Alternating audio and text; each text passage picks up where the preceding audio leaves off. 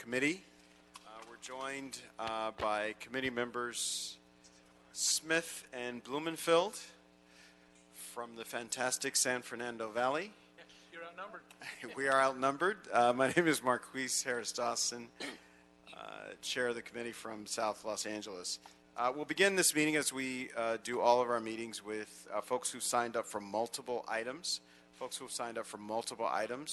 And so each of you will get 2 minutes to speak about whatever items on the agenda you wish, along with general public comment. And your general public comment is limited to matters that this committee has jurisdiction over.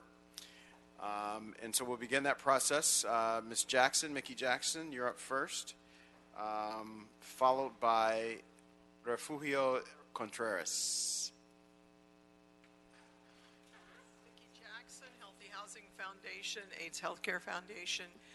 I'm here to talk about the problems we have with housing.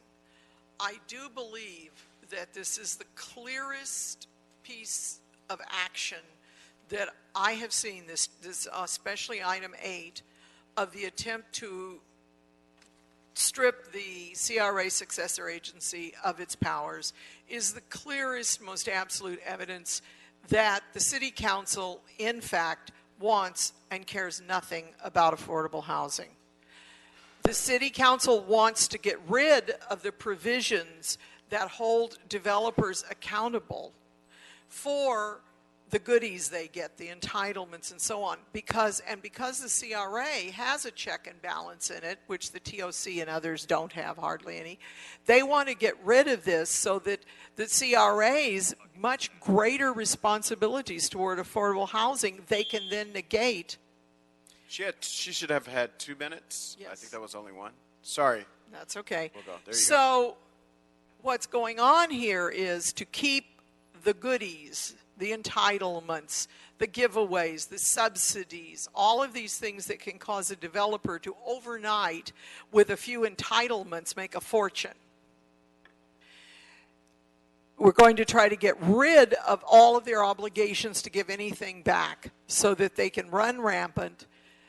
And I believe that this is what is going on. It's clear in the original motion by Mr. O'Farrell that the conflicts with the TOC is the reason for this action. And what are those conflicts? They're conflicts whereby the developer would have to possibly experience the horror of 15% of the bill of their units being affordable. I mean, how could we do this to the poor multi-billionaire developers? What a horrid thing. What are we thinking? So the idea here is all the goodies, none of the responsibilities. I find that appalling. And if the City Council wants to prove that, no, we do care about affordable housing. Oh, talk is so cheap and it costs the developers nothing. Then they will keep those obligations and they will enforce those obligations. And if they do not do so, they will have thereby publicly proven and declared that they do not care about affordable housing beyond the thinnest of verbiage for political ends. Turning housing into speculative property now that's your is time. vicious. Thank you so much. Yes. Do you need translation? Sí, por favor. Hold on. Un momento.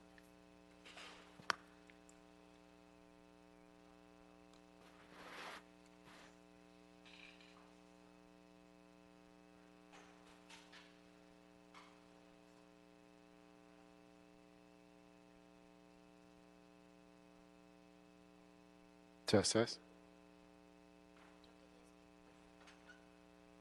Can you add 2 minutes so we can do it?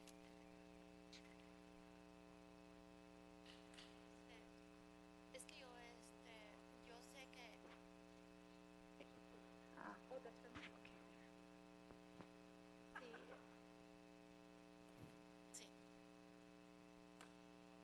sí, se me pasó la corte porque yo creí que era el 25, es como tengo muchos problemas con mi marido.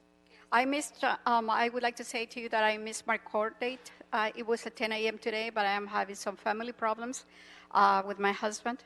Sí, es un hombre ya que tiene 75 años. He's 75 years old. Y pues yo les pido disculpas de verdad, pero yo sé que les debo, pero no tengo dinero porque no estoy trabajando. I would like to apologize for that, and but I'm going to tell you that I do want to pay, but I haven't had any work, so that's the reason why I haven't paid.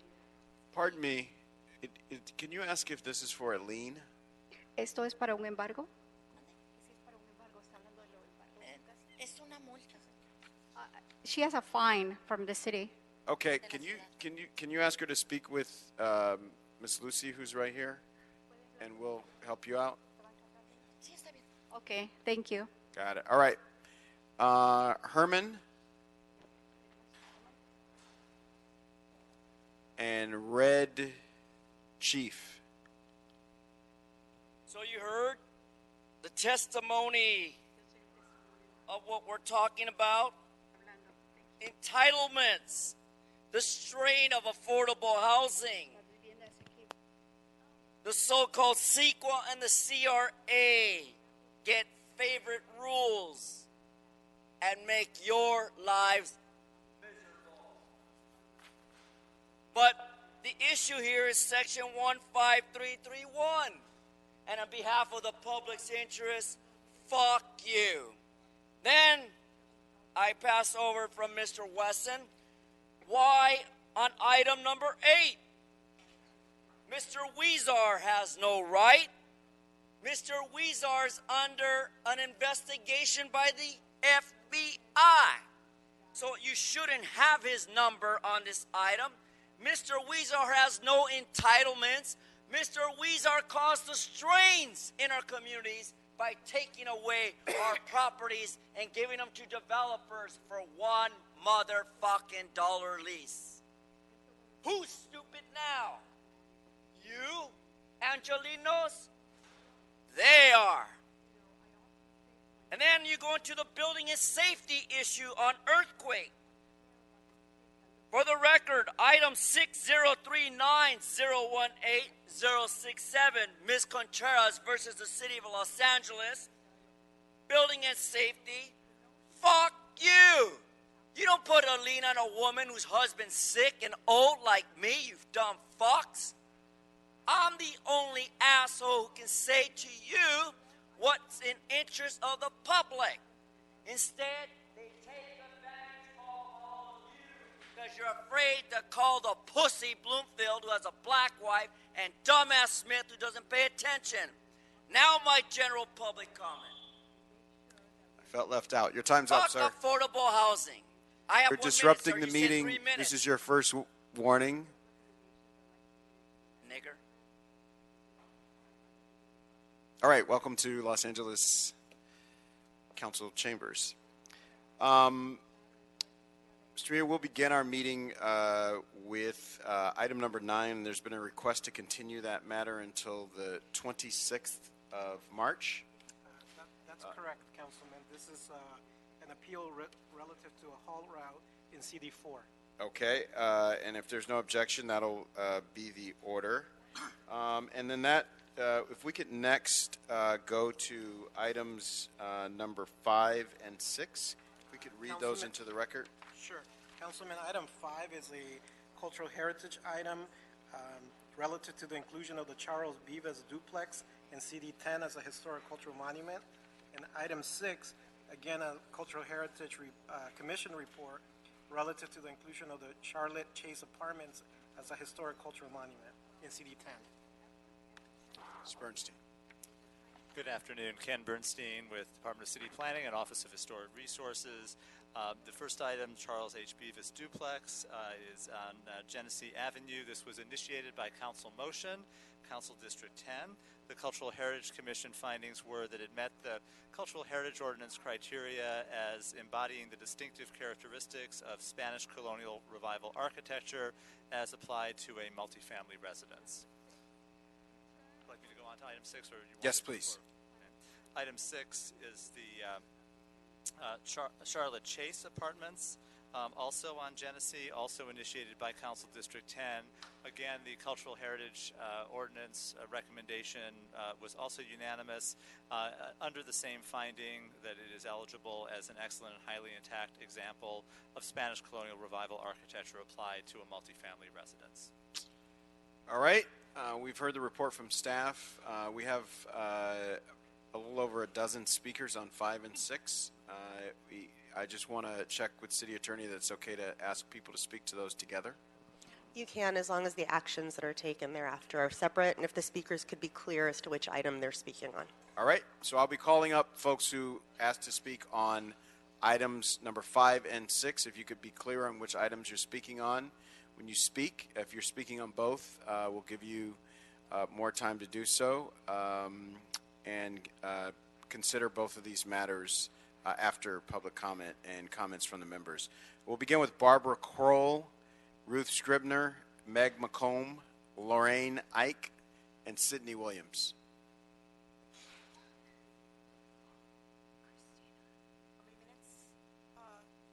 How many minutes, Chair? I'm Barbara Kroll, and I'm speaking on behalf of both items 5 and 6, the Charlotte Chase Apartments and the Charles H. Beavis duplex. I fully support their nomination for HCM designation, both those buildings. I happen to live on that street.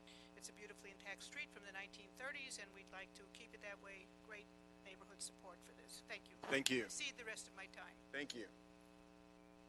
Thank you, Ms. Kroll. You've led by example. You do not have to take your full time if you don't need to. Yes, ma'am. I agree with the previous speaker. My name is Ruth Scribner, and I support the HCM for items 5 and HCM for item 6. Do there's a group of us, we're all in agreement here.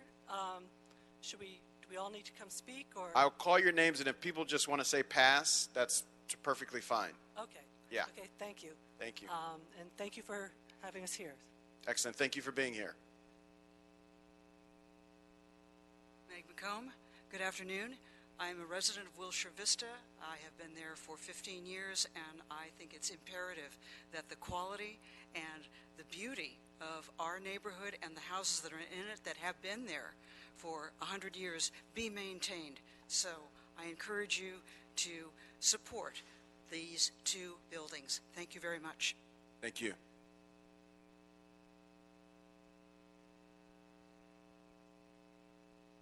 Good afternoon.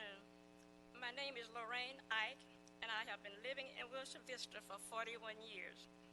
This neighborhood is a great example of LA history. I frequently pass the Charlotte Chase apartment on my evening walk. It is a beautiful and unique Art Deco building, and over the years and has retained its architecture integrity. Located mid-block, it greatly enhances the character of the entire street. It is building like this that attracted me to move into the area in the first place. I urge the members of the Plum Committee to support the designation of this building as a historic cultural monument. My granddaughter who lives with me also plans to stay in the neighborhood. Our architectural heritage should be preserved for future generations to enjoy as much as I have. Thank you. Hi, my name is Sydney Williams. My husband and I have been living in the Wilshire Vista neighborhood for 35 years, first as renters for 10 years and homeowners for the last 25. What I'm trying to say is that people love this neighborhood as it is, and we're not trying to keep buildings from being built, but we don't want these torn down. This is item 5 and 6. Thank you very much for listening. Thank you so much. Paula Heller, Kim Orlando, Donald Orlando, Connie McCurdy, Stephen Luffman, and you can say pass if you want. Yes, ma'am. My letter is on file. I'm in support of HCM for items 5 and 6, and thank you. Thank you. My name's Kim Orlando. I've lived in Wilshire Vista for 30 years, and I'm in support of 5 and 6 as cultural cultural buildings. It is imperative that we save these buildings. They will never, ever be able to be reproduced if they're torn down. Thank you. My name is Don Orlando. I own a building at Spalding and Whitworth, right around the block, and I agree with my wife. Please don't let the neighborhood be destroyed. Good afternoon. My name is Consella McCurdy. I'm here on behalf of the two buildings on Genesee, and the neighborhood is wonderful, and it is a community for us. So we would certainly like your consideration in maintaining these two buildings. Thank you. Hi, Stephen Luftman. I wrote the applications for these two buildings, and they are wonderful representations of multifamily housing in Los Angeles and deserve HCMs. Thank you. Thank you. Dale Kendall.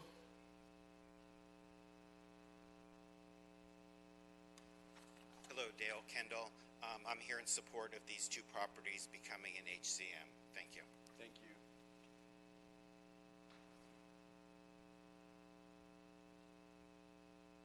All right, we have a representative from Council District 10.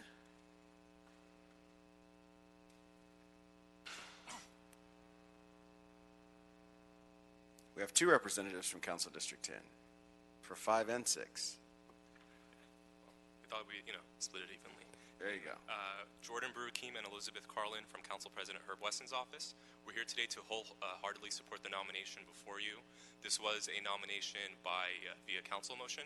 We did get overwhelming support and inquiries from the immediate residents here for a HCM nomination. So it was really a grassroots effort led by the community, was formally agendized by the neighborhood council. Our office has received emails by the dozens and overwhelming support of this. And, it traveled through the Cultural Heritage Commission, and we agree with staff recommendation to nominate both sites. And so we're here to ask for your approval. Thank you. Thank you. Thank you. There's no discussion on this matter. The chair recommends that we take these items on consent. Take item number 5 on consent and number 6 on consent as well. Hearing no objection, that'll be the order. That takes us to item number 1.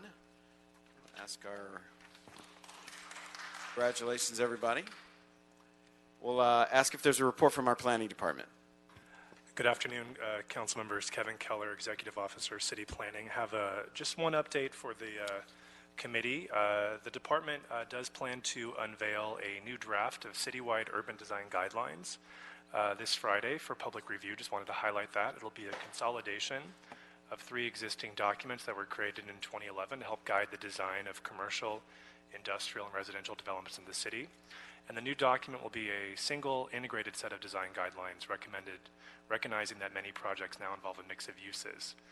Just taking less than 1 minute to lay out, we have zoning, which lays out the uses allowed on the site, the intensities, the levels of parking, heights, building, massing, and design. But urban design guidelines, although not standards, are still really important for city planners to use to help shape the look and feel and design of the buildings themselves. So we're really hoping to get a lot of community feedback. We've also invited community members to share images with us of buildings in their neighborhoods that are good examples of design, so we can make sure we learn from that. And looking to how these regulations really promote a walkable city. The 3 design approaches are going to be pedestrian first design, really looking at where doors and entrances are placed, where are parking and loading entrances placed, really promoting pedestrian design. What we're calling 360-degree design, really making sure that every side of a building is really looked at by the planning department to make sure a new building is really being its best neighbor to existing buildings. And finally, climate-adapted design to help ensure that every new development that the planning department looks at really does its parts to reduce environmental impacts and help tackle climate change. So we look forward to getting feedback from the community. We'll be posting this on our website on Friday, and we will leave the comment period open through May. So just wanted to make that announcement to the committee today, and happy to answer any questions. Thank you so much. Questions or comments, colleagues? Seeing none, I'll move that we accept the report. Hearing no objection, that'll be the order. That moves us to item number 2, Mr. Mejia. Item 2, Councilman, this is a report from the Department of Building and Safety. It's a proposed ordinance to correct applicable building code dates for mandatory earthquake hazard reduction in existing non-ductile concrete buildings. All right, we have a report from Building and Safety Representative, Mr. Barbeau. You can come to the desk, table if you like.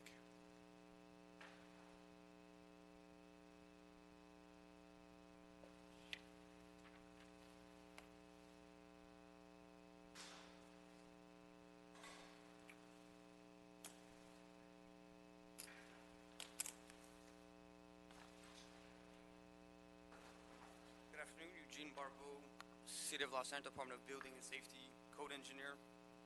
This is a correction to the existing building submittal date from 1977 to 1976.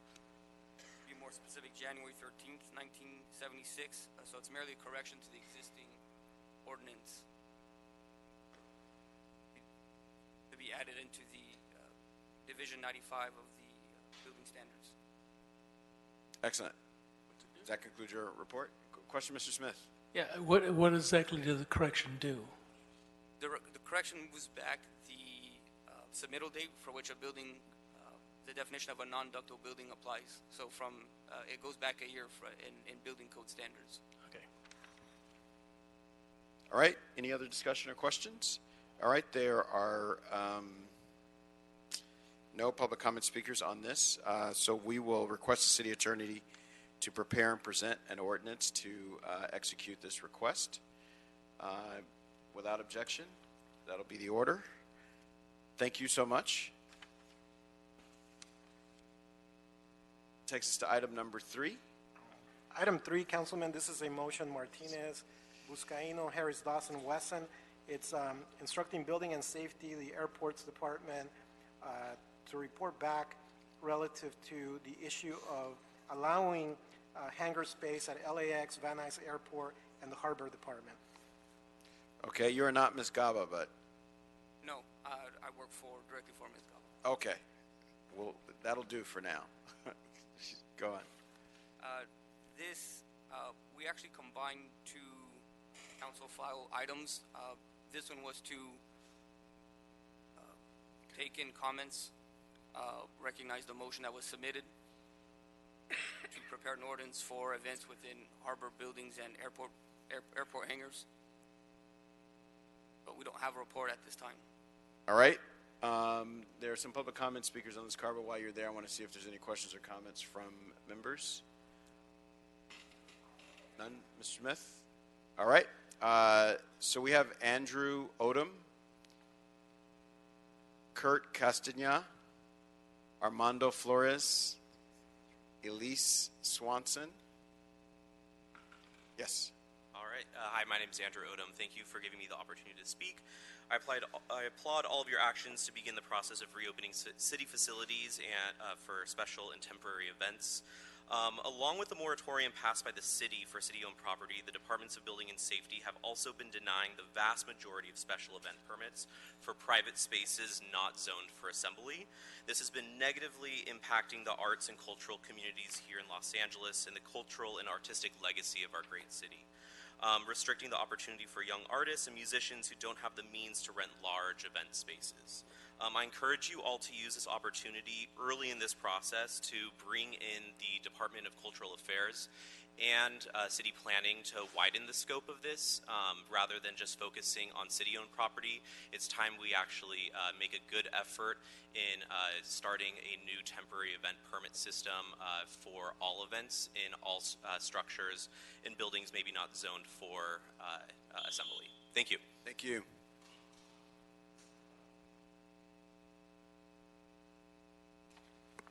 Good afternoon, members of the council. Kurt Castagna, president of the Van Nuys Airport Association. Good job. So our written comments were submitted earlier through the clerk, but appreciate the opportunity to be here and really want to encourage you to move this matter forward. Want to thank the staff from the various offices that have worked hard to at least put some groundwork in order to move this matter forward. On behalf of the businesses at the airport and the 5,000 employees that are out there, this is an important issue for us. Historically, those buildings have been used safely for special events. They bring national recognition through trade organizations where we bring business leaders from all over the country and also students from all over the community to come to events where we can work on workforce development. We firmly believe that aircraft hangars are special buildings with really big doors that allow for open access. And with the right best management practices and other things that could be put in place, we think this can be done safely. So thanks for moving this forward. Thank you.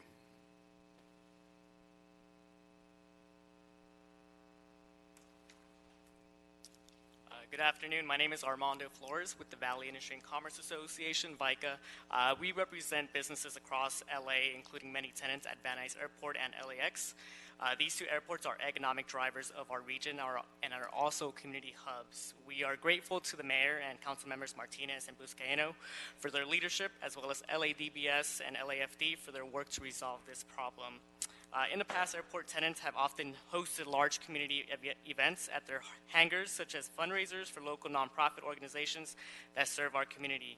They also regularly host major industry conferences that bring visitor revenue to our region.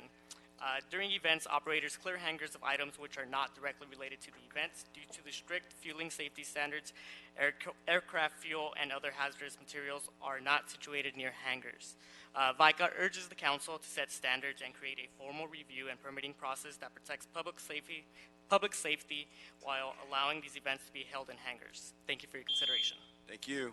Someone left their iPhone here.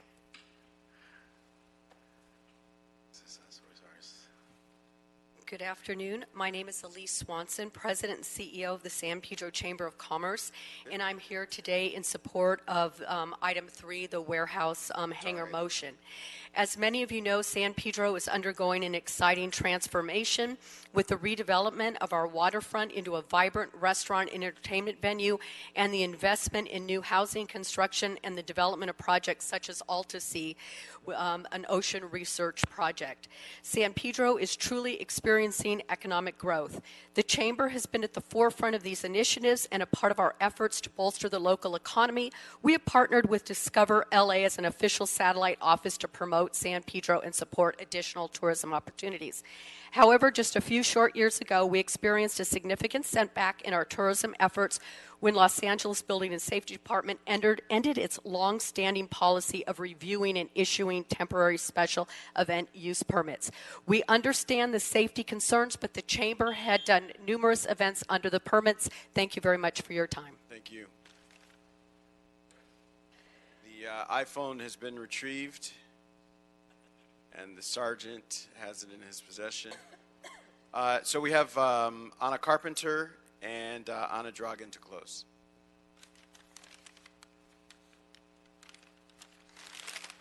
Good afternoon. My name is Ann Carpenter. I'm CEO of Braid Theory. I'm also here to support the motion to reinstate the temporary special event permits. Our company produces technology showcase events in the city of Los Angeles, particularly in Council District 15. Events like ours bring much more to a region than one day's revenue. We showcase the region, we help implement the goals of the city and the district to build an innovation hub, we help create jobs, community growth, and economic prosperity. By reinstating the permit process, we keep the integrity of the safety aspect while helping to shape our districts for the future. Thank you. Thank you so much.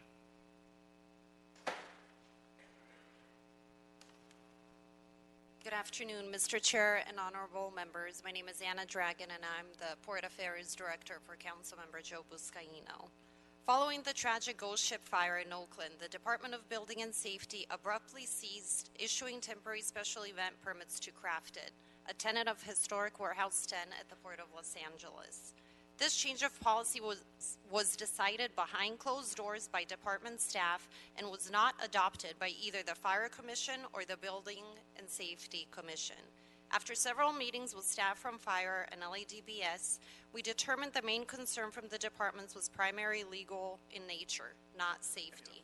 According to the departments, the city attorney has advised that the state fire code does not allow the city to issue temporary special event permits unless the facility meets all the same code requirements as a facility approved as a permanent assembly occupancy.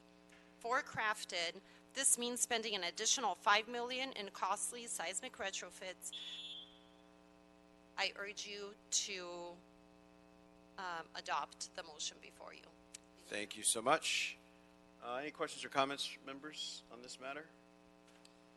I don't see any. I just want to note that we've been joined by Council Members Price and Cedillo from Districts 9 and 1, respectively, for a full complement of committee members. I'll recommend that we adopt the motion and request the city attorney to prepare and present the ordinance in consultation with the Departments of Building and Safety, Fire, Airport, and Harbor. Hearing no objection, that'll be the order on item number 3, and we'll move to item number 4. Thank you, gentlemen. Item 4, Councilman, this is a city attorney prepare ordinance to exclude pet shops from the definition of kennel in the zoning code and to establish development and operational requirements for pet shops in commercial zones. All right.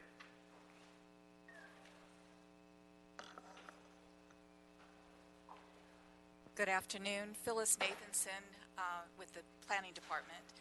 Last August, your committee considered an ordinance that would facilitate pet adoptions by increasing the number of adult dogs that pet shops and pet adoption centers are allowed to keep overnight. At that meeting, your committee instructed the city attorney to prepare the final ordinance, which is before you today. And as background, currently pet shops can operate in commercial zones, but not if they keep 4 or more dogs overnight.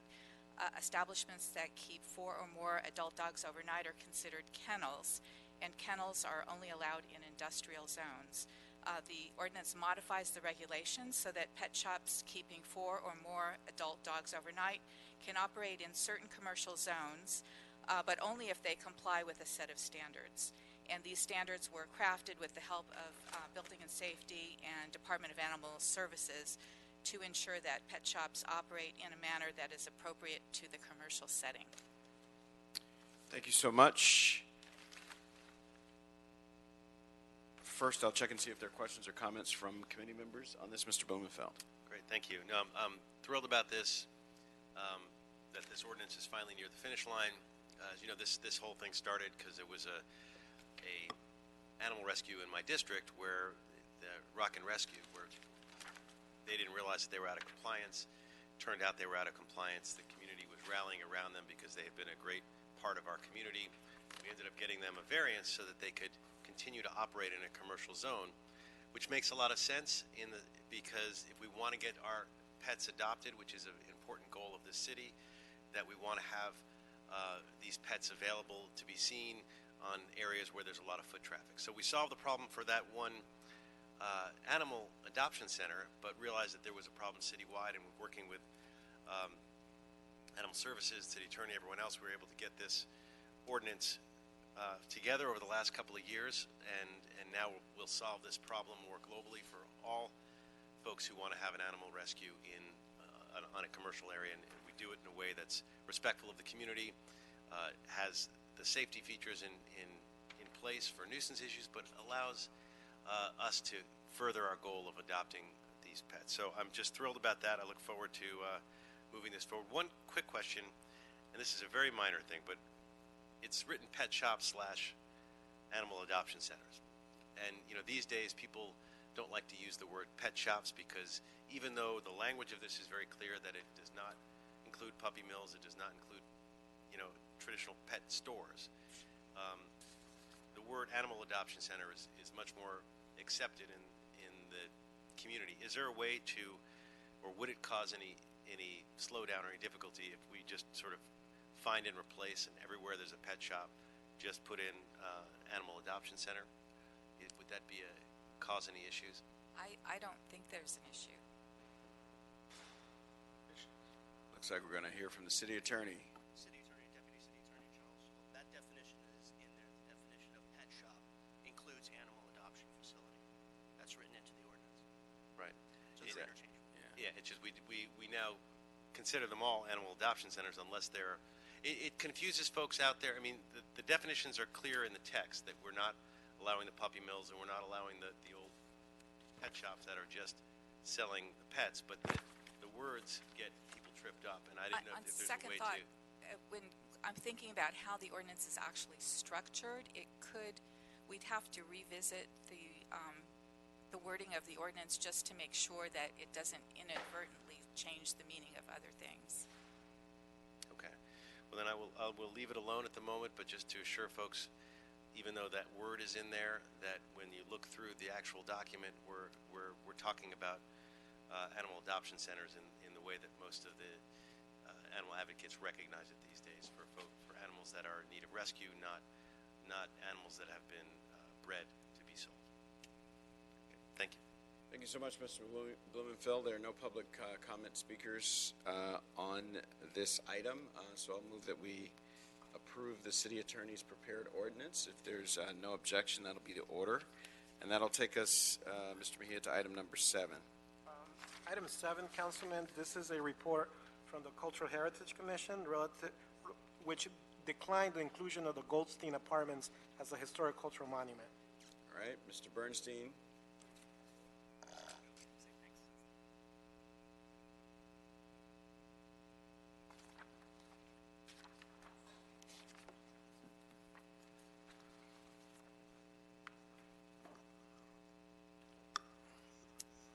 Again, Ken Bernstein with the Office of Historic Resources and Department of City Planning. Like the other two historic cultural monuments today, this was initiated by council motion, in this case by Council District 5. The Cultural Heritage Commission, in this case, unanimously recommended denial of the historic cultural monument nomination, finding that it did not meet any of the 3 criteria of the Cultural Heritage Ordinance. Under our ordinance, however, when a nomination is initiated by council motion, it still does return to council for a final vote and requires a 2/3 vote or 10 members to override the commission's recommendation. Thank you so much. We have 2 public comment speakers on this, the first being Mr. Eric Previn. Mr. Eric Previn, your item number 7. I'm going to start the clock in a second.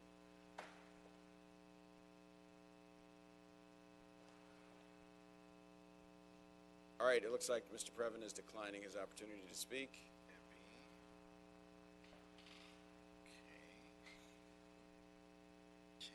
We'll go to Mr. Kleinman from CD5.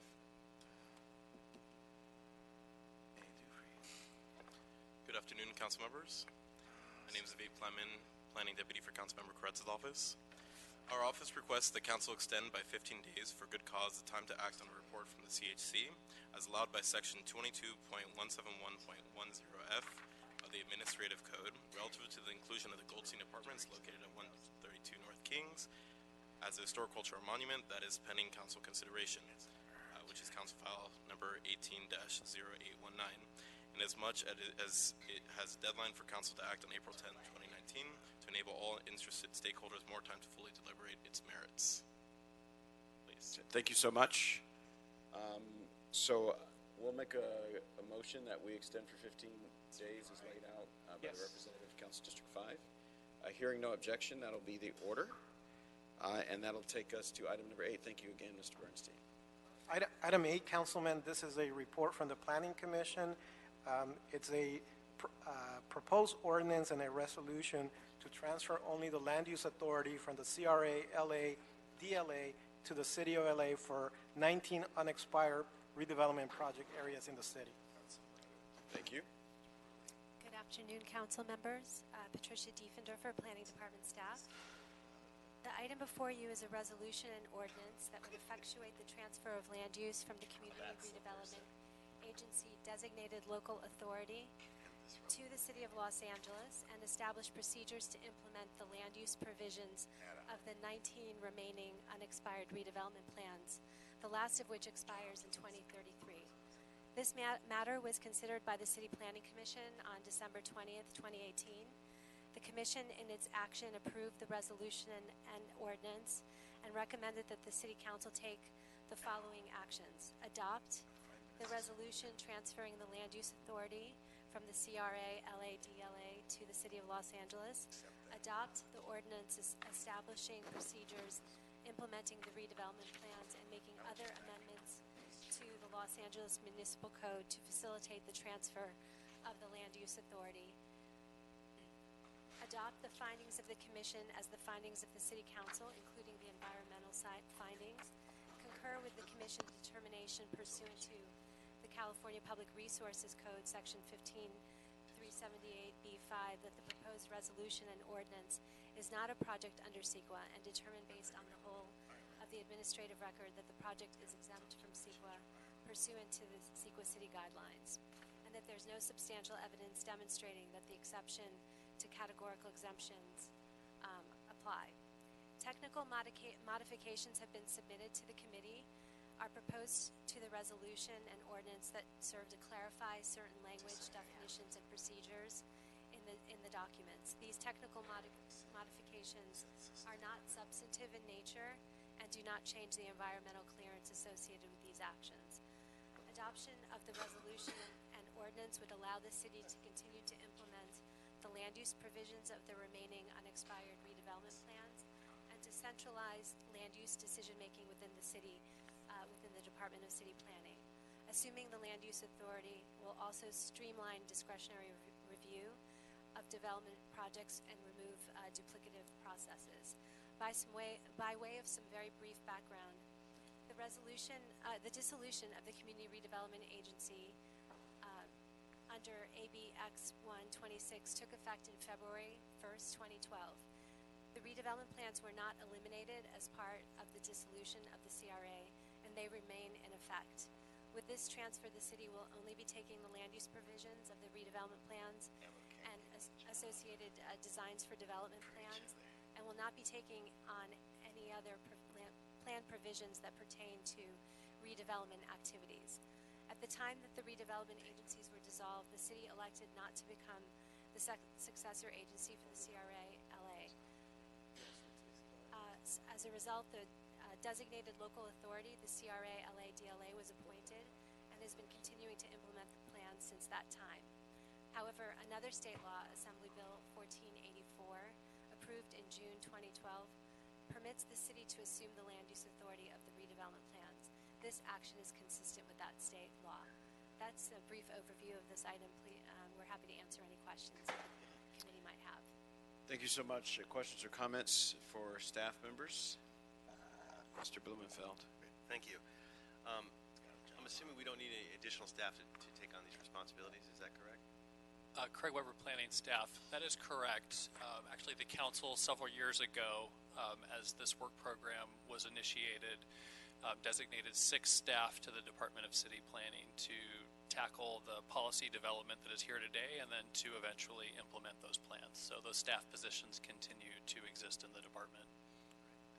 And just to be clear, I mean, we're not taking, and I think this is important that we do this, we need to take on this land use decision-making authority, and it was the intent, as the author of both of the 2 state bills that you mentioned, this was the intent of what was meant, is that if a city should have this ability to do this, if especially with a successor agency the way it is. But to be real clear, what are the functions that we're not taking on, that we're leaving with this successor agency, and how is the successor agency able to ensure compliance with these things that we're not taking on?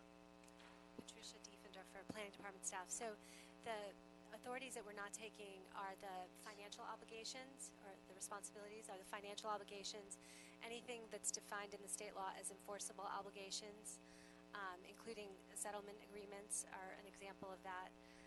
So those are the matters that we're not taking on. And the CRA, LA, DLA will continue to exist in some fashion in order to fulfill those obligations. The last plan expires in 2033, and the financial obligations and other obligations associated with redevelopment remain until that time. I guess to be clear, because people were talking about it earlier, the obligations that are there do not go away. It just means that we as a city are not taking them on. But we're, that doesn't mean that we're any less committed to those obligations. It just means that the authority that's going to be dealing with them is the CRA, and they have the excess bond revenue to be able to pay for some of these things. Correct? Patricia Diefender, that's precisely correct, yes. And when the redevelopment plan stays in effect, can the city amend or supersede them down the road, such as through a community plan update process? Patricia Diefender, it's our understanding that Any amendments to the redevelopment plans would have to follow the state law, which delineates the procedures for plan amendments. My understanding also is post-dissolution that any amendments to redevelopment plans are not intended to expand boundaries or in any way to expand the financial obligations of the redevelopment plans. So it is conceivable that that could be, but I think it would be relatively unlikely to amend the redevelopment plans. There is language in the redevelopment plans that any updates to community plans, the city's community plans, can supersede the redevelopment plans. Craig Weber, planning staff, just to add a slight degree of nuance to that statement. The language within those redevelopment plans actually varies from plan to plan in terms of the scope or magnitude of what can supersede what. So it's an obligation of the department as it is updating community plans to evaluate the language within the redevelopment plan and what we have the ability, if need be, to supersede. Great. Thank you very much, and I urge an aye vote. Thank you so much. We have a few public comment speakers on this matter. So if you all can hang tight in case there are other questions that we would like to address. There's Douglas Karstens, Doug Haynes, Andrew Brady, Michael Shilstone.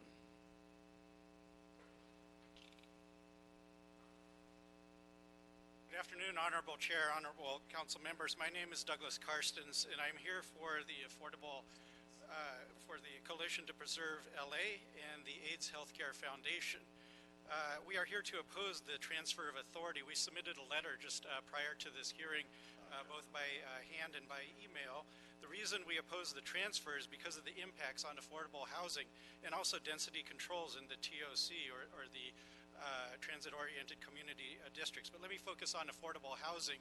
There were questions about what obligations are not being picked up by the city, including the enforceable obligations. Those include the obligation to create affordable housing. That is in the community redevelopment law, the requirement for 15%. It's not merely within the redevelopment plans, it's in the state law itself. It says prior to the time limit on the effectiveness of the redevelopment plan, at least 15% of all new and rehabilitated units shall be available for low and moderate income families. This also violates the California Environmental Quality Act, requires review. It's all in my letter. I thank you for your time.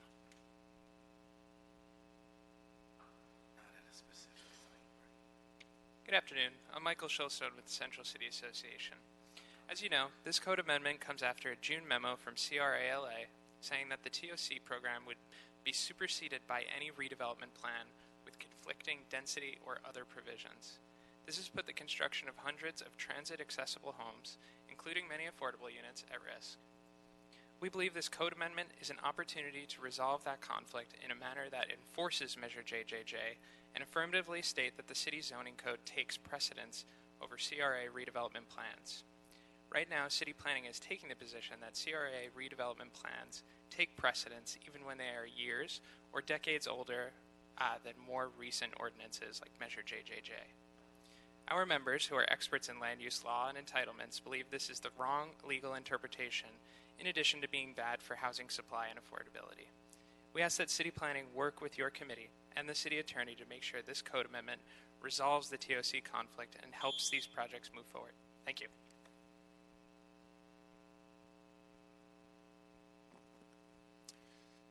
Good afternoon. Andrew Brady of DLA Piper. While this is a long overdue measure, we do believe at this time that waiting until community plans are updated in order to resolve the conflict that will put a number of TOC and affordable units currently in the pipeline in the lurch is not the way to go. We believe that this ordinance can be updated so that it preserves TOC currently, and those TOC projects that are currently in the pipeline can be approved, whereas the ordinance as written puts those projects at risk.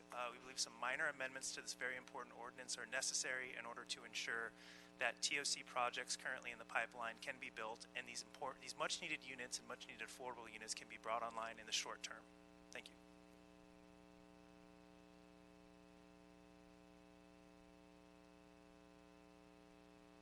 Good afternoon. My name is Doug Haynes, and the prior two speakers are exactly the concerns that we have in East Hollywood. I've provided for you a little microcosm of exactly what's going on We have listed here 20 TOC projects that include part of the redevelopment plan area, some in and some out.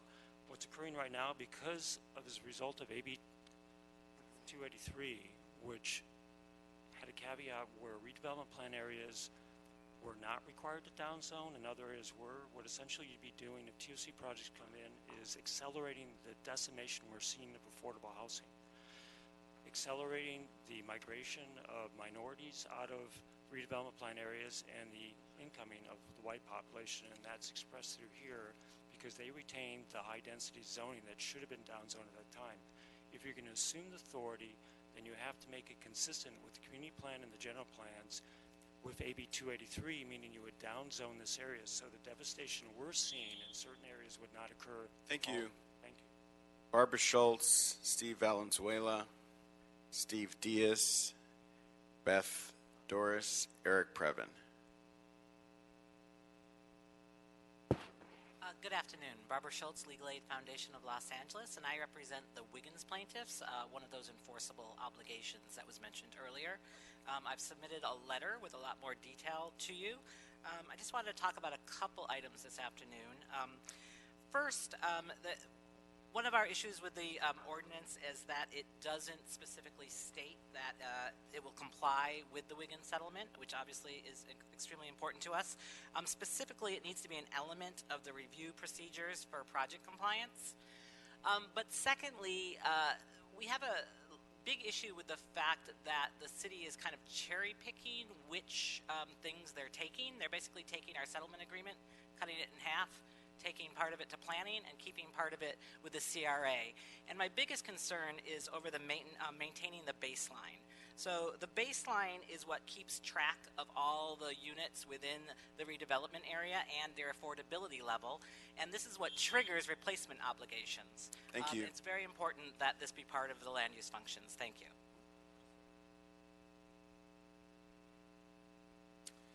Good afternoon. I'm Steve Valenzuela, speaking in support of the item, representing CRALA's successor to the Community Redevelopment Agency of the City of Los Angeles.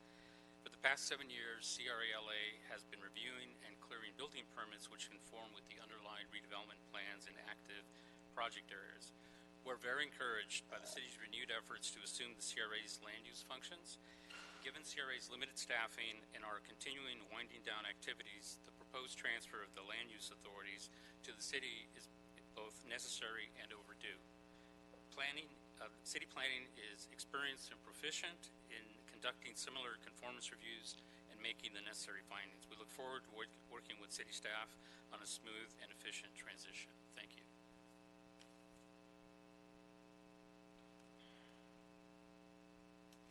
Good afternoon, committee members. My name is Steve Diaz, and I'm with the organization called LA CAN. We're here to talk about one of the enforceable obligations that was mentioned, the Wiggins Settlement. A key part of enforcing Wiggins and sort of preventing the displacement that could have occurred in Skid Row and in downtown Los Angeles was the ongoing notification to Wiggins plaintiffs as projects were coming online. This allowed for not only for a grassroots community-based approach to information gathering, it also allowed for a community-based education effort as well to ensure that people were getting the right information, that tenants in the building were receiving the right tenant education, and folks were able to make the right decisions based on the information that was there.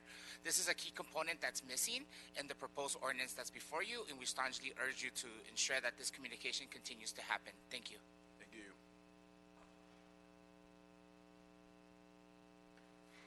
Hello, I'm Beth Doris. I represent Hollywood Heritage. There's a misunderstanding about the relationship with Hollywood Heritage and the CRALA. It is a judgment enforced by the court under CCP 664.6. It is not just a settlement obligation that's at issue. Also, the obligations have nothing to do with being a developer. They're not really about development money on any particular project. They're land use authority commitments that are being enforced related to the original redevelopment plan and the EIR supporting it. These are measures, plans that are necessary in order to mitigate CEQA impacts that were studied and promised to be addressed through the plans that are being enforced under the judgment, the CCP judgment. Thank you.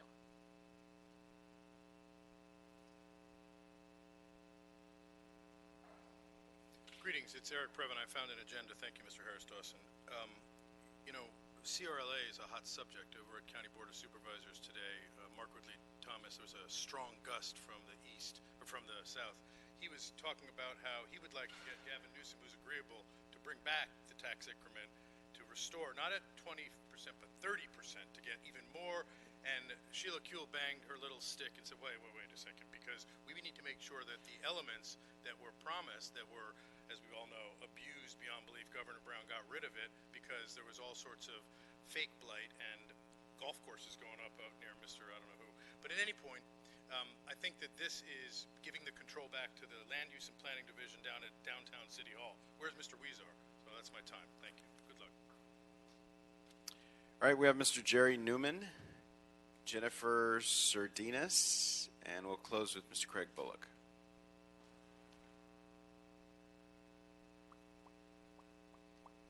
Thank you, Mr. Chair, members of the council. Councilmember Blumenfeld, your question was exactly right, and that was the reason that I wanted to speak here today. It is important to recognize that there may be times, and you've heard a couple of them relative to TOC or issues where there is a discrepancy between the city zoning ordinances and what the CRA plan was. The way in which staff has presented, I think, has been adequate in terms of what the state of the law is and how redevelopment plans are generally amended. However, I think as you did in AB 1484 back in 2012, there was a provision that allowed cities to, in effect, effectuate changes to the redevelopment plan consistent with zoning ordinances. And I think that if you all take a position and place some language in that provides you some flexibility, you may be able to overcome some of these issues without the need of affecting a state law change the redevelopment plan. And so I would encourage you to do exactly that, adopt some more flexible language as you move to council. Thank you. Thank you. Good afternoon, Chairman. Thank you for having us. My name is Jennifer Sardinas. I'm with LA Urban Redevelopment Group, and I represent a myriad of projects that are in this TOC CRA overlay zone. I'll make this brief. A lot of these projects that we're representing are proposing minimum 15% affordable housing units for low income and very low income units. So we would suggest and recommend that you move forward with allowing the city to take over this CRA planning so we can move forward with TOC density bonuses for these projects. Thank you. Thank you so much. Mr. Bullock.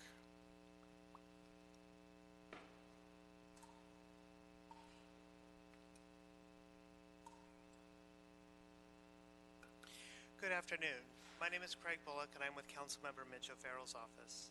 I'm here to convey his support for the transfer of the land use authorities from the CRA, a designated local authority, to the City of Los Angeles. It has now been 7 years since the state dissolved redevelopment agencies and the city decided not to be a successor agency. This has resulted in land use authorities of the redevelopment plans being controlled by an entity outside the City of Los Angeles. This arrangement is not sustainable and has created uncertainty in the development community that is undermining our own housing goals. One example of the uncertainty created by this arrangement is the prohibition of transit-oriented community developments within 6 project areas, including the Hollywood redevelopment project area in CD 13. The lack of certainty was a concern to Councilmember O'Farrell on this issue, which is the reason why he introduced a motion for this committee to have the planning department address ways in which the uncertainty can be resolved and these projects can move forward. He anxiously awaits the response of the department. The transfer of the land use authorities is long overdue. The City Department of Planning is very capable of administering these plans, and having the plans administered by the city will create consistency, continuity, and clarity that is needed to meet our housing goals and land use options. Thank you. Thank you so much. Is there any additional comments by staff based on what we heard today? Good afternoon, council members. Patricia Diefendorfer for the record. Just a couple of things perhaps to elaborate on. So the question from the first speaker about affordable housing, it is my understanding, that the redevelopment agency has because it's supposed to be winding down its affairs, is not collecting any additional tax increment financing, and therefore the obligations to provide affordable housing only exist if they're collecting funds. So perhaps others have better insight into that issue, but if they're not collecting any additional funds, then affordable housing obligations would not exist. As it relates to, there's a couple of the speakers brought up the Wiggins lawsuit. I'm sorry, just before you Yes. Move on to Wiggins, it seemed like I understood you to say that the requirement around affordable housing is tied to the collection of tax increment, not necessarily tied to the land. Yeah, that is my understanding. I mean, when they collected funds, they had to give take a portion of those funds, some percentage, and create affordable housing with them. Okay. And so if they're no longer collecting funds, then that obligation no longer, they no longer have that obligation. So as it relates to Wiggins, the Wiggins Settlement, there is a design for development, which is a plan, and it is a land use plan that is part of the land use plans and functions the city will be taking as part of this transfer. It is a plan that requires the protection and replacement of single-room occupancy hotels or residential hotels in the downtown area. Many of the provisions in the Wiggins Settlement are mirrored in this plan, including the replacement requirements that you replace on a one-for-one basis any units that may be lost as a result of development of sites that have buildings that are part of the Wiggins Settlement. So the city will continue to enforce that plan and implement that plan, which involves replacement of the housing units. The baseline issue that was brought up by the speaker is an issue that solely exists within the settlement agreement, and so what we're saying is because that is in the settlement agreement, that is an enforceable obligation that remains a obligation of the redevelopment agency. Another speaker mentioned the notification. Also part of the settlement agreement is an arrangement that the CRA notify Legal Aid Foundation and the plaintiffs when there's any project that potentially involves the demolition or loss of residential hotels. And the city has let all parties know that it is the city's intention to continue that practice where through an administrative process. So we're creating administrative procedures to ensure that we follow those notification practices. We're creating some special flags in our case tracking system that would delineate when a project is the type of project that requires that notification. It's not codified in the ordinance, but it is a practice that we have, the city has intends to continue to do. As it relates to the TOC, the Transit-Oriented Communities, I believe that issue is one in which when the transfer does occur, the city will then be able to be in a better position to interpret and implement, determine how to implement the TOC in the areas where there are redevelopment plans that have density limitations. Some analysis on the part of the department determined that there are primarily two areas where that exists, and that's the Hollywood and North Hollywood redevelopment project areas. I think that covers most of the big issues. I'm happy to answer any other questions. Questions or comments, colleagues? Seeing none, Mr. Mejia, I'll ask you to read into the record our action today. Sure. The action would be, Councilman, to request the city attorney to prepare and present the ordinance and to review the resolution, and to also ask the city attorney to report on any legal issues. Excellent. Seeing no objection, that'll be the order. Thank both of you so much. I want to note for the record, colleagues, that Ms. Diefendorfer has been recruited away from us by our friends to the south in Long Beach. So we wish her and them well. And we'll remind you, as you've demonstrated today, that people who are as amazing as you are always welcome back home to the city of Los Angeles. Councilmember Harris Dawson, thank you so much.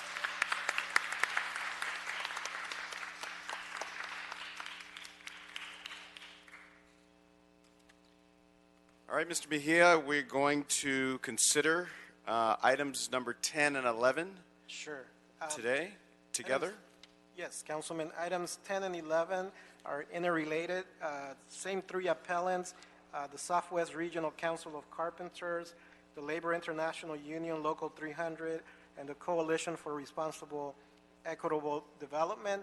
Item 10 relates to the appeal relates to the EIR and approval of the vesting track map, and item 11 relates to the appeal as it relates to the master conditional use and the site plan review.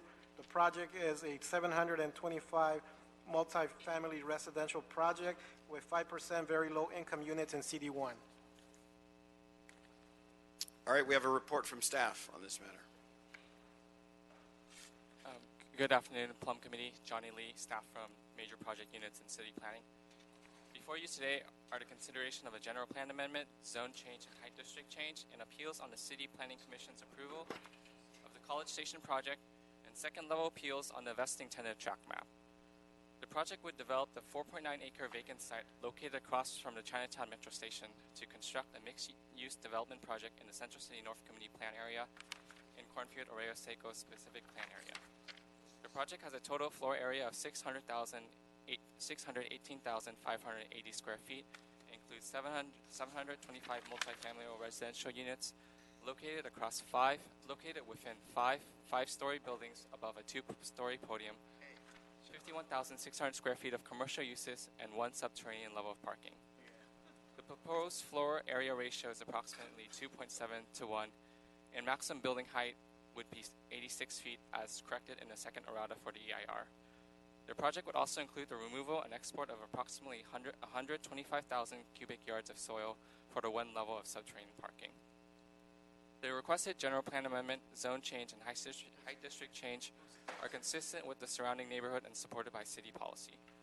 Therefore, staff recommends the approval of the general plan amendment, zone change, and height district change.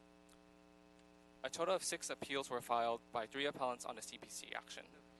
3 appeals were filed on the CPC action on the vesting tentative track map and associated environmental. 3 appeals were filed on the master conditional use permit, site plan review, and associated environmental. The appeals raised issues concerning affordable housing, impacts to air quality, biological resources, greenhouse gas, hazardous materials, noise, recreation, and traffic. Staff has prepared an appeal response letter dated March 14th, 2019, which addresses the appeal points in detail. In regards to the affordable housing appeal point, the project is not subject to footnote 12 of the Central City North Community Plan because the footnote was never formally adopted by the city. The City Planning Department is in the process of correcting the error from the Central City North Community Plan. For air quality and greenhouse gas appeal points, the EIR has adequately analyzed and enclosed information regarding those points based on applicable methodology and guidance from the Southern California Air Quality Management District while adhering to the CEQA guidelines. Attachment B from the appeal response letter provides further information regarding analysis and methodology used in health risk assessment. For biological resources, the project site is vacant and the EIR found no record of any protected species on the project site or around the surrounding area. For noise, the EIR found that project construction noise would have a potential to create a significant impact on the Los Angeles State Historic Park, but with the incorporations of mitigation measures and project design features, the impacts would be less than significant. For hazardous materials, specifically for soil contamination, the project site has undergone numerous studies and remediation and was deemed suitable for the project's mixed uses through the Los Angeles Regional Water Control Quality Board's no further action letter, which staff has reconfirmed its applicability. For groundwater contamination, the project would be required to comply with the water discharge permit and federal and state OSHA safety measures and practices for construction workers. For traffic, the EIR has adequately analyzed the project's cumulative traffic impacts and utilized a proper baseline for the traffic conditions.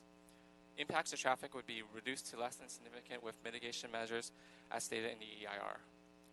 Overall, as discussed in the response letter, no substantial evidence has been presented to the appeals to dispute the findings of the EIR or the CPC's actions on the related entitlements. Further details can be found in the appeal letter to Plum dated March 14, 2019. Planning staff therefore respectfully recommends that the appeals be denied. On March 18, 2019, the the applicant has submitted a letter with requested clarifications and revisions to the track map and CPC conditions. Planning has prepared responses to the applicant's proposed revisions and clarifications. With regards to the revisions to the track map case condition 9.E for building and safety, planning in part concurs with the proposed revision as the project would not be utilizing a density bonus. Staff proposes that the condition be revised as follows. Density based on the proposed C2 zone. With regards to the track map case condition 20.A and 20.D, planning concurs with the applicant's requested revisions to these conditions. With regards to the track map case condition 22.P and 22.R, planning recommends that the conditions pertaining to the haul route hours and number of truck trips remain unchanged as stated in the applicant's haul route application. Staff has conferred with DOT, and DOT typically restricts haul route hours from 9 a.m. to 4 p.m. between Monday through Friday and 8 a.m. to 6 p.m. on Saturdays, with no hauling allowed on Sundays and city holidays. DOT imposes DOT imposes this regulation in order to avoid impacts on traffic during the morning and evening peak hours. Therefore, planning recommends that these conditions remain unchanged. With regards to the track map case condition 22.U pertaining to the amount of cubic yard of soil exported from the project, planning concurs with the applicant's requested revision. The proposed revision to this condition would make the amount of export soil consistent with what was analyzed in the project EIR, as noted in the errata dated November 2018. With regards to the project's entitlement case conditions A.A or A.1B and A.3, planning concurs with the applicant's requested revision to these conditions pertaining to the project's building envelope for its commercial space. With regards to the project entitlement case condition 3, which relates to the project's affordable housing, on December 13, 2018, the City Planning Commission conditioned the project to require a minimum of 5% of its total dwelling units to be reserved as very low-income units. As noted in the findings section of the CPC determination letter dated February 5, 2019, for the project's entitlement case, the project's inclusion of affordable housing would be in conformance with the purposes, intent, and provisions of the city's general plan, which includes the housing element and Central City North Community Plan. Therefore, planning recommends that this condition remain unchanged. With regards to the project's entitlement case condition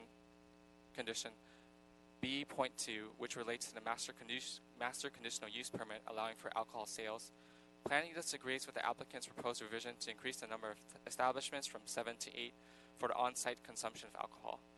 The project's EIR analyzed its impact based on the assumption that the project would have a maximum of up to 7 establishments for the on-site consumption and 1 establishment for off-site consumption. By increasing the number of establishments for the on-site consumption to 8, the project is no longer consistent with its EIR and is out of scope with what was analyzed in the EIR. Therefore, planning recommends that this condition remain unchanged. Thank you, and staff will be available to answer any questions you may have. Thank you so much. I appreciate your report. Now we will ask a representative from District 1, Mr. Gubatan, to... You want to close public comment or you want to open public comment? Well, there's 3 appeals, Councilman.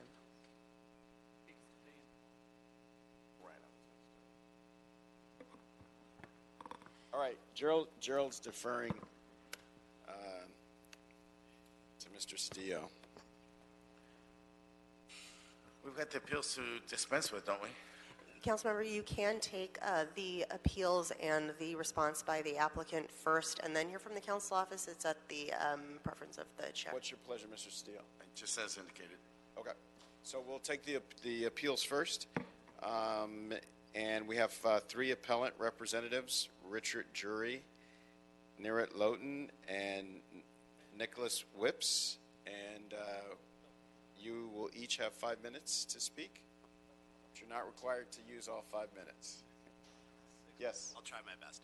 I'm Brian Flynn here on behalf of Richard Jury. I'm here on behalf of the Laborers International Union of North America, Local 300.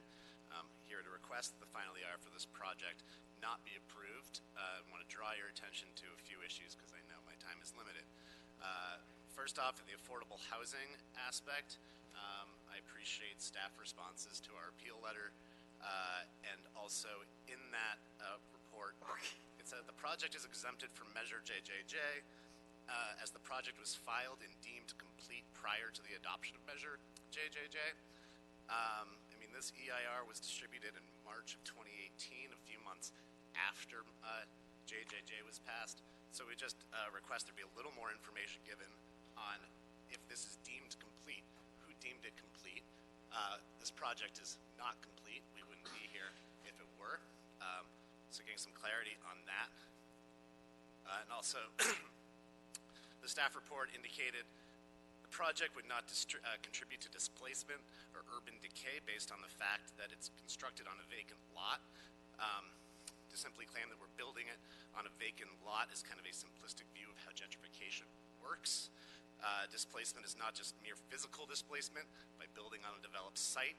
This displacement also occurs when developments, such as the proposed College Station, are allowed to proceed without any affordable housing requirements, driving up rents in the surrounding areas, and displacing people, contributing to homelessness and other issues.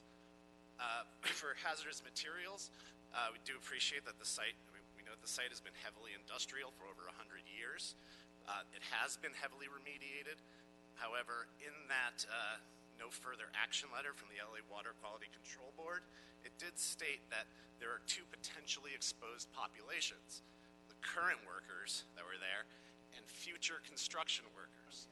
The soil will be disturbed. There is it's in a methane pocket. We've got lead. There's PCBs, benzene, mercury, and other chemicals. And for their health and safety of those workers, the city should be testing this soil beforehand and incorporating mitigation measures beforehand. As it stands, in the final EIR, it's proposing testing and mitigation after approving the project. That's not really how CEQA works. We like to have that studied beforehand and mitigated so we're not playing catch up on the other end. Also, something that was not addressed at all in the EIR is indoor air quality. We've submitted comments along with ours from an industrial hygienist expert, Mr. Offerman. He studies the effects of formaldehyde in building materials on residents and workers. He concluded, based on his analysis, that the increased cancer risk is about 120 to 180 people per million. The threshold is 10 million, so we're talking about 10 to 20 times more than that threshold. And the staff report was contending that the impact of the project on future residents is not a CEQA issue, and that they do not have it's not considered an impact under CEQA. That is much of the existing environment's impact on future residents are not, but effects that are brought in by the project, such as formaldehyde building materials, very much are a CEQA issue and very much will have impacts that need to be studied. And in that process, the staff was saying that we didn't know what specific materials were going to be used, so therefore we couldn't say if there would be a formaldehyde impact. However, there are conditions you can put on this to make sure that you're using products that have less formaldehyde to ensure that there is no significant impact from indoor air quality for the future residents. And lastly, there's still no operational health risk assessment for the project. They did go back and do a construction health risk assessment, and that's great. However, they're saying, at least the report was saying, that that this type of project doesn't need an operational health risk assessment. That is contrary to the recommendations of both the South Coast Air Quality Management District and the California Office of Environmental Health Hazard Assessments. Environmental consulting group SWAPE, whose comments we have submitted along with ours, found that the cancer risk from the operation of the project is 120 in 1 million. Again, the threshold is 10 in 1 million, so that is well over that. Thank you for your time and consideration. Thank you.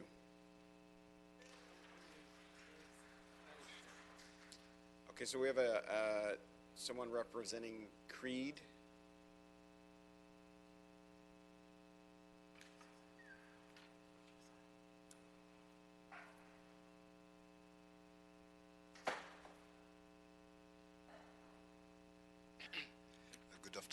council members. Godfrey Washira with Creed LA. We did raise some issues, but we've been discussing with the applicant, and we're very hopeful and confident that we are going to resolve the issues before the council takes up, before it goes to full council. Thank you. Thank you. And we have a representative from the appellant, the Southwest Regional Council of Carpenters.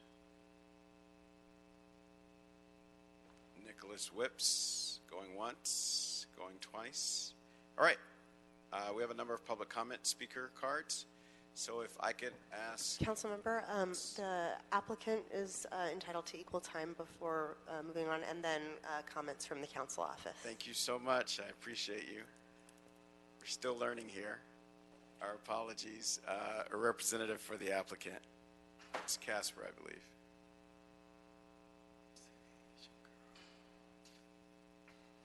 Good afternoon, honorable committee members. My name is Kendra Casper of DLA Piper, representing the applicant. I believe I did have a presentation that I submitted 24 hours in advance, but I'm not sure it's going to be able to be up on the screen. So instead, I will just speak to you. First off, I'd like to thank the planning department, particularly Heather, Milena, and Johnny. They did an excellent job and did very, very hard work on this project, and we really appreciate all their help and collaboration with the team, so we thank them very much.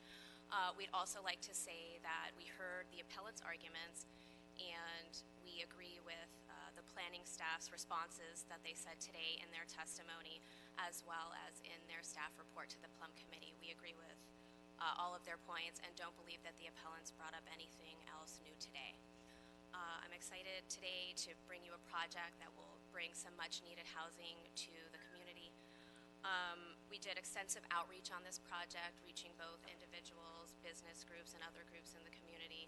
And while we do have, some opposition here today, we think for the most part we've come up with a project that the community can support. I'd also like to say that we agree with planning's assessment and recommendations for the conditions of approval, except for a couple that I'd like to read into the record and request the clarifications. So on the Department of City Planning site-specific conditions, condition 22, page C11, we are requesting a change to the hauling hours of operation. So we'd like the hauling hours of operation to be between 7 a.m. and 5 p.m. Monday through Friday, and 9 a.m. and 3 p.m. on Saturday. That is consistent with what was studied in the draft EIR. We actually studied longer hours than that, so we're requesting shorter than what was already studied. And if we are allowed these additional hours of hauling, it will reduce our hauling by 40%. So we think it will actually reduce any construction impacts on the project. So we will be requesting that. We're also requesting on the Department of City Planning site-specific conditions, condition 22, page C11, that an average of approximately 270 one-way truck trips per day will occur over an estimated 67 days of hauling. That's also consistent with what was studied in the draft EIR, and we're just asking for what we studied for our construction purposes. Lastly, the last condition that we would like to discuss is the Q qualified condition of approval, condition 3, page Q1. The Planning Commission added a minimum of 5% of our dwelling units to be affordable units. We believe that this is an illegal condition.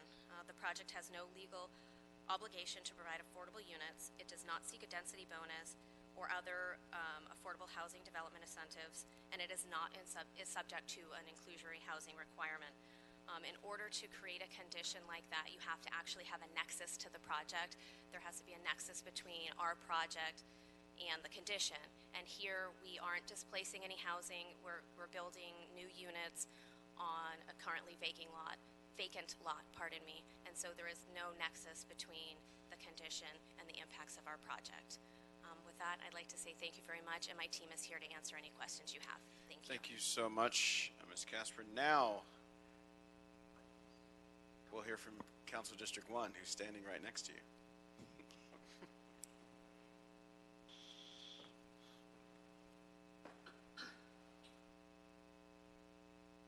Public comment speakers. We'll hear from our public comment speakers, of which we have a couple dozen. So we'll ask folks if what you have said, want to say, has been said enough times. Feel free to pass, but I'll call you up in order. Lee Zong Wang, Michael Shillman, Kit Yi, Jessica Motherway, and Michael Shillstone. I believe there are some translation needs we're going to have, which staff is helping us with at this moment.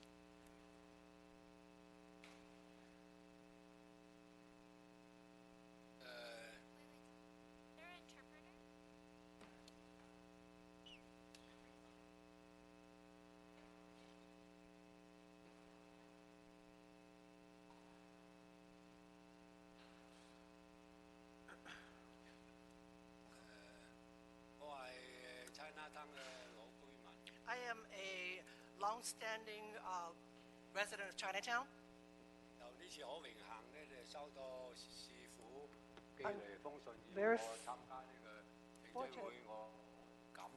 Very fortunate to have received a letter from this city council for me to participate in this meeting. I'm very grateful for that.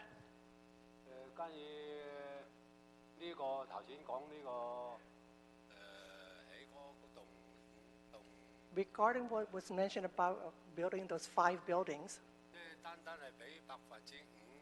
but only providing affordable housing for just 5%, I feel that is way too little. Well, from what I remember, I've walked a lot around Chinatown. And still, our LA Chinatown here is the best. Especially I'm close to here. And then also the government is very concerned about us. Therefore, I am deeply appreciative of this government. I want to make one suggestion.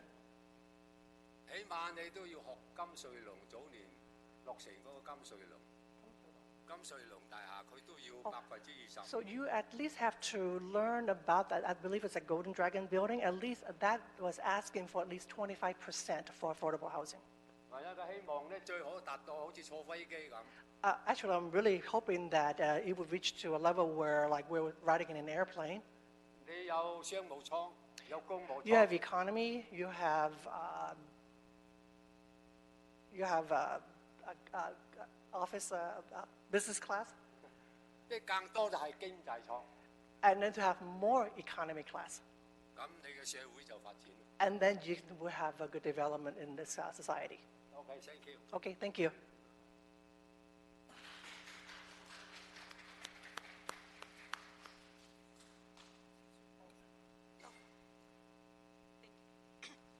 Hello, my name's Kit Yi. I live in Chinatown. I love my neighbor. I want a grocery store, convenience for me. Thank you.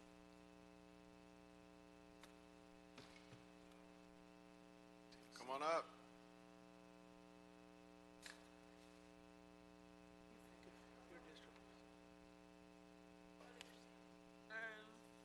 Hi, good afternoon, ladies and gentlemen. My name is Lina Shin, as a resident of the Metro. I would like to express our support for College Station.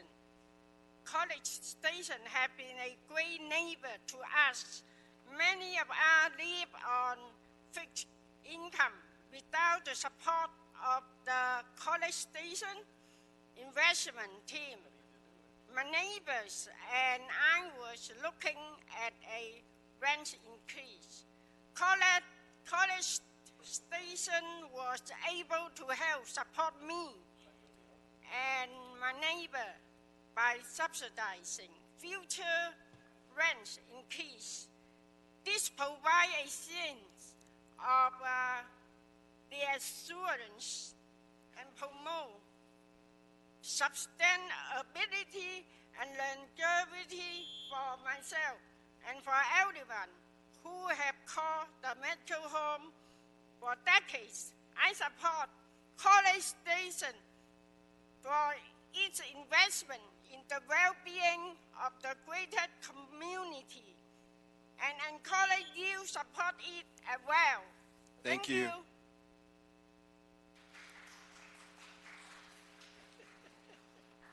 Good afternoon again. I'm Michael Shilson with the Central City Association.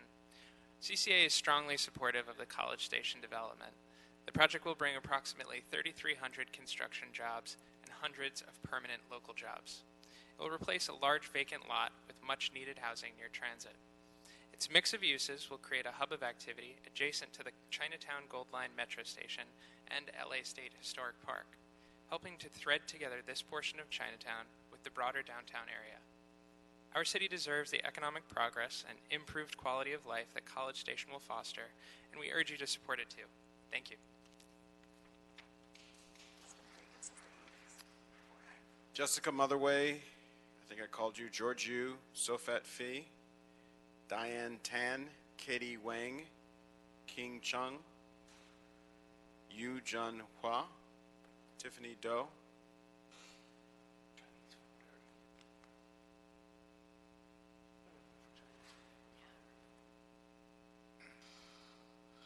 Good afternoon.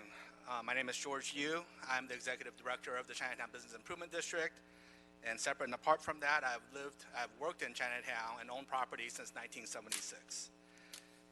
Back in 2013, working with Councilmember Reyes, we pulled this site from CASP to provide balance to our housing inventory that is much needed to our community. With a population of less than 3% of the San Gabriel Valley, we have more affordable housing and way more permanently deeded affordable housing than the entire San Gabriel Valley. So there's so much more behind the scenes to this, but the community, the merchants, the long-term stakeholders support this project. Thank you.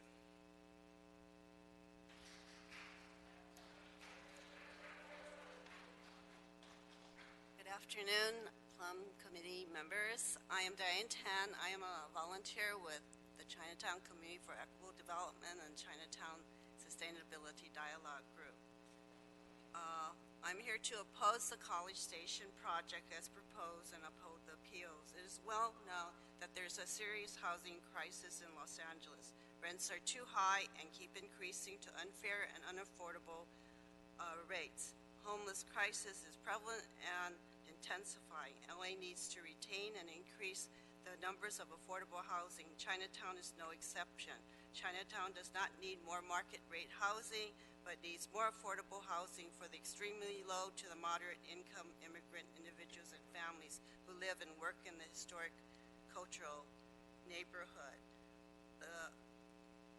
There's also a problem with the increase in air pollution, traffic, and too many commercial spaces allocated for alcohol sales. Thank you. Save and protect historic Chinatown. Thank you. Hi, my name is Tiffany Doe, and I'm a resident of Chinatown as well as a teacher in Chinatown at the local school. I also am here with CCED, Chinatown Community for Equitable Development, and we are here to hold the city accountable for keeping low-income and working-class tenants in their homes and in their neighborhood. We demand 100% affordable housing that reflects the income levels of Chinatown's residents and the median household income that is around $20,000. We also demand that you support the labor union's demands, and we demand that all development proposals and city planning processes in Chinatown are culturally appropriate and attentive to the community's social, economic, and cultural needs. We need affordable housing, not more market rate housing. On my bus ride here, there were already 2 luxury rate, market rate housing going up. We don't need more of them. We need affordable housing, and also that would not be an insult to the homeless encampments that are around our area. As a teacher, it just breaks my heart to see constantly all these services just not meeting the needs of our community. And you need to have 100% affordable housing. Thank you.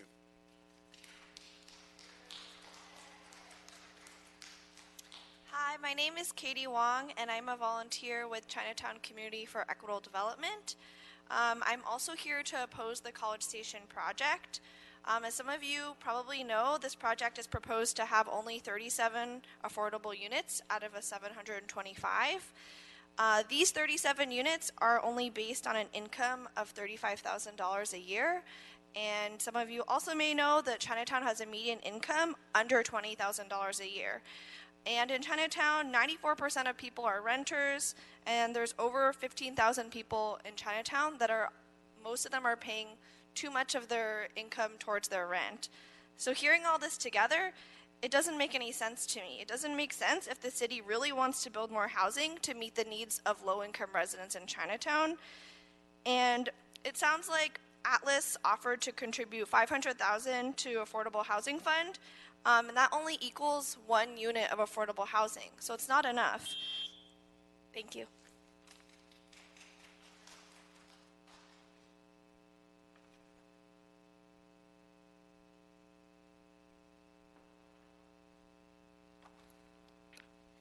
Hello.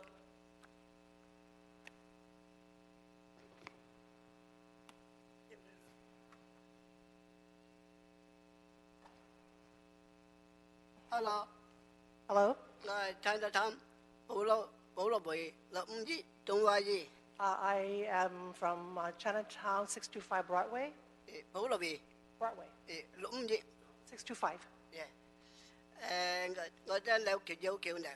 Vì là người bên đó tụ cam dầu cắn cái bộ sen này dầu in long kiện. In long kiện nó cái chuyện bảo út gì. So I'm petitioning you that for you to provide more affordable housing for the senior, for the elderly, because the elderly here don't have any place to live that's affordable. And as we grow older, as seniors, we find that we don't have any place to live. I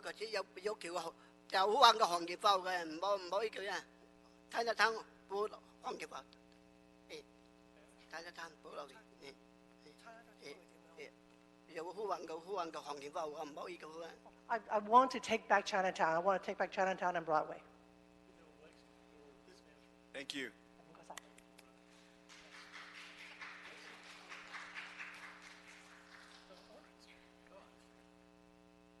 Good afternoon. My name's Gay Yuan, and I'm a professor of multicultural immigrant and refugee education at Cal State LA. But in my heart, I'm a stakeholder of Chinatown because Chinatown was my first point of entry when I immigrated here 64 years ago.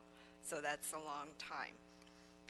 My worry about Chinatown is that it will go the way of other vibrant ethnic immigrant neighborhoods when we hear that there's only 3 Japantowns left in the nation. These neighborhoods cannot be sustainable without economic sustainability. So I'm speaking in support of the Atlas College Station development project because not only will it bring the needed housing, but also the economic support that our residents will be needing. Thank you.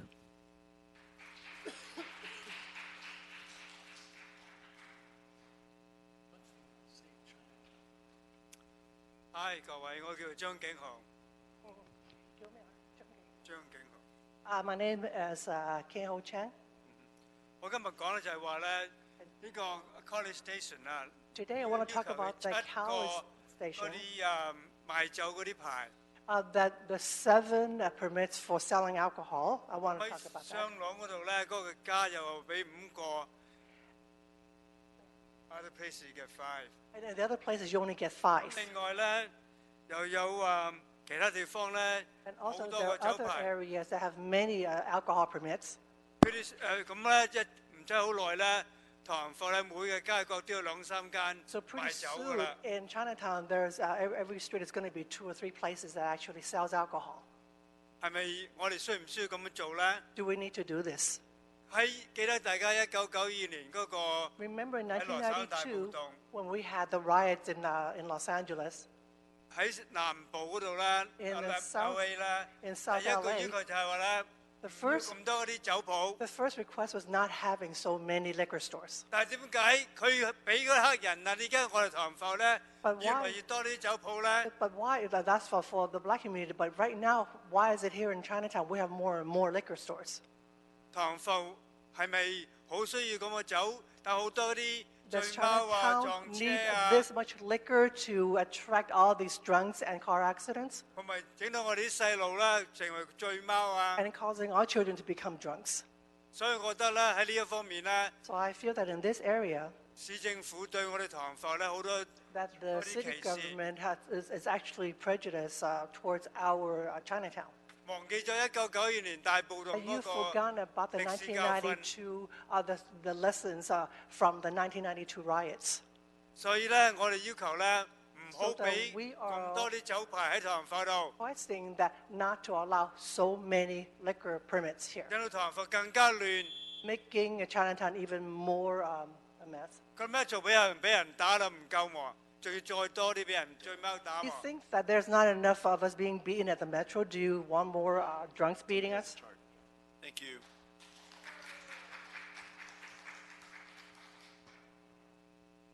Hi, my name is Sopat. I live in Chinatown since I was 2, and I've seen so many changes going on in Chinatown, especially recent.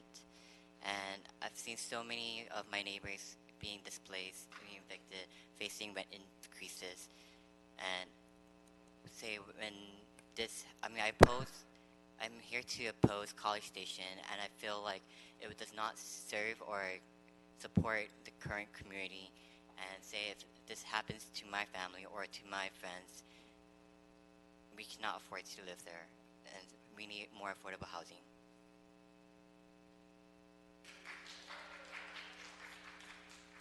All right, Michael Wong, Martin Farfan, Alex Valente, Connie Vong, Victoria Steele,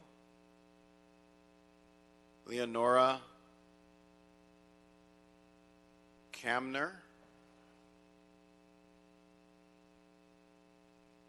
in any order, as long as I've called your name. Hello, my name is Michael Wong from CCED, and here representing my grandmother.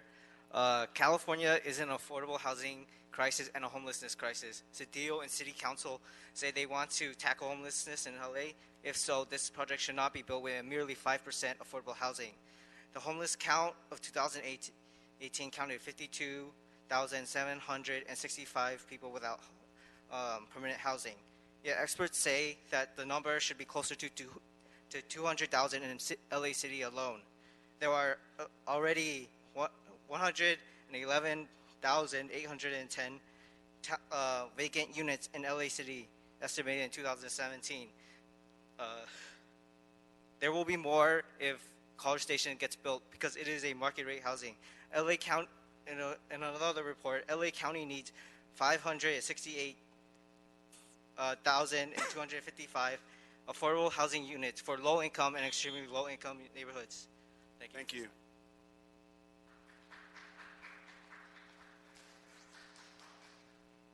Yeah, hello, my name is Martin Farfan, and I'm the president at Cathedral High School, right up in Solano Canyon on Bishop's Road. I've been in this community for 37 years now. I'm the president, but I also coach and I run cross country with my team, so I run in the neighborhood quite often. That was just an ugly lot before. Atlas has been a good neighbor. We're looking forward to the housing that it's bringing into the community. We're looking forward to the jobs that it'll create. We're looking forward to a possible market where we can do some shopping, or our kids can do some shopping, and our parents. So we really, really are in big support of the College Station project, and we're looking forward to it getting started.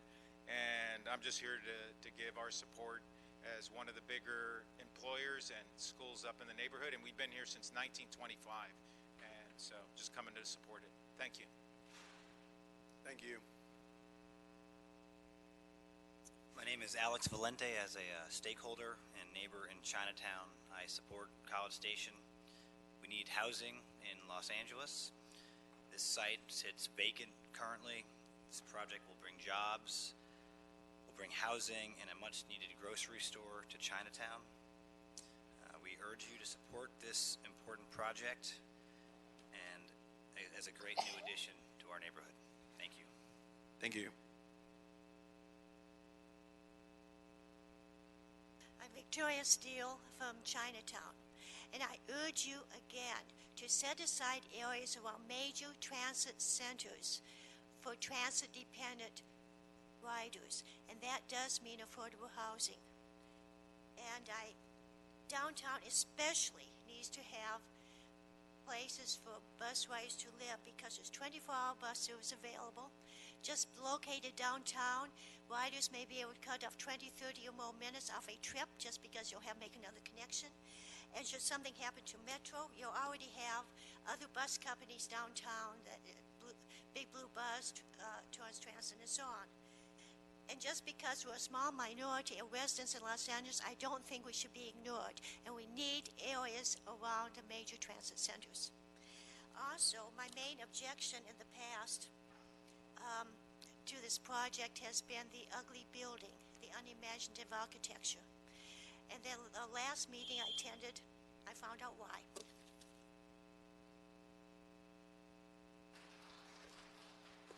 Good afternoon. My name is Connie Vong, and I work and live in Chinatown. I grew up in Chinatown in Lincoln Heights area. I'm not just a visitor. And for Chinatown to be truly sustainable, we need to have a balance between market rate and affordable housing. We currently have only 2 market rate buildings in Chinatown. And this project is right below the Gold Line station. And in order for mass transit to work, we need density. And my name is Connie, and I support College Station project. And I urge you, honorable member, to support it also. Please, thank you.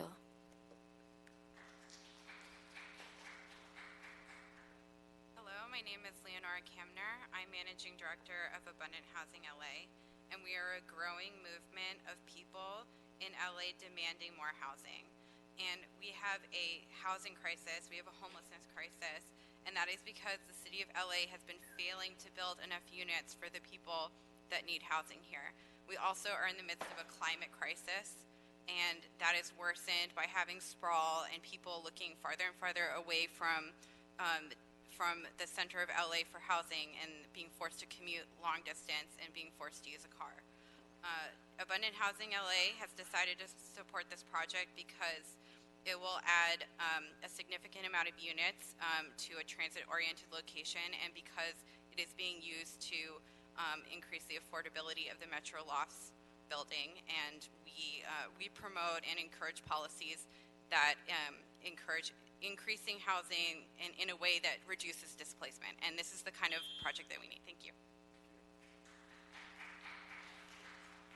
Joshua Blumenkoff, Eric Previn, Adam Rice, Francis Hume. Thank you. Madam City Attorney, should the chair be recusing himself? He took from Jeffrey Goldberger $800 on December 26, 2018, and Lori Goldberger $800. Doesn't have to recuse? Okay, fine.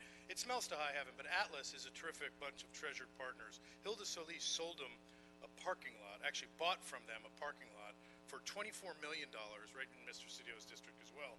And there's a partnership that is unholy, okay, because these are neighbors, and these are people who live in a community. And when I hear 5%, which, by the way, they don't want to give. They don't want to give 5% affordable. They want to give $500,000, which is 1 unit. So I say, D.L. Piper, congratulations, you got a great job. And I just say to the group at Atlas down in New York, for all the work they're doing, bringing luxury condos so that the shepherd, Mr. Cedillo, can stand there on the hill, and then when you go away and come back, there's like Las Vegas in your neighborhood. So you guys are doing a great job of shoving expensive units that are going to come with cars, by the way, so we can all celebrate together in the traffic, because you can't live in a luxury condo without a car. Have a nice weekend.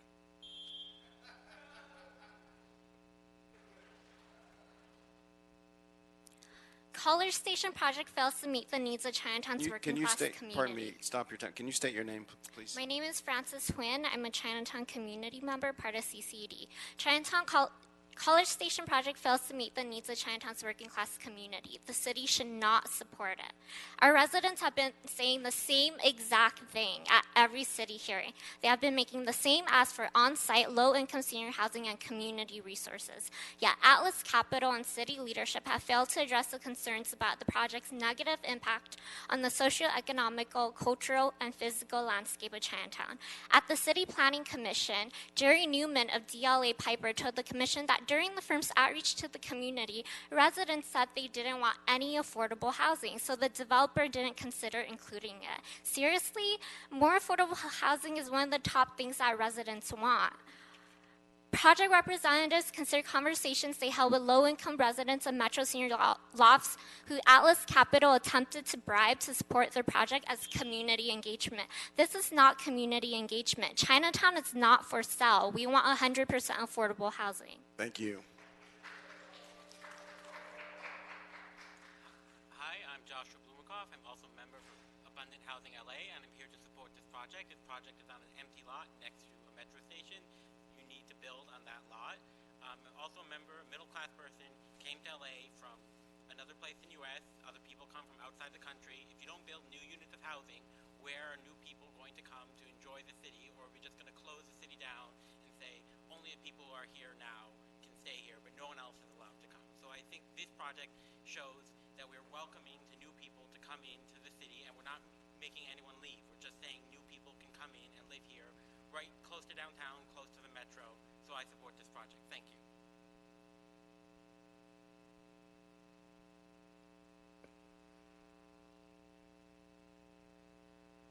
My name is Adam Rice. I'm with the Los Angeles Community Action Network, and we wholeheartedly support the recommendations of CCED.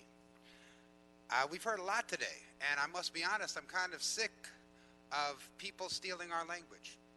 When we say we want more housing, we mean more affordable housing, as you've heard already. Over 100,000 units of market rate housing are empty in this city. So I continue to hear this cry, oh, we need more housing, more housing. We do. We do need 100% affordable housing. Hell, we'll settle for an actual amount besides 5%. We need to preserve Chinatown.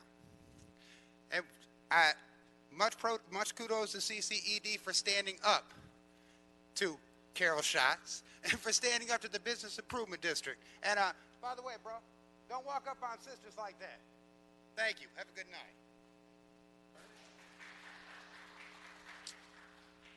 All right.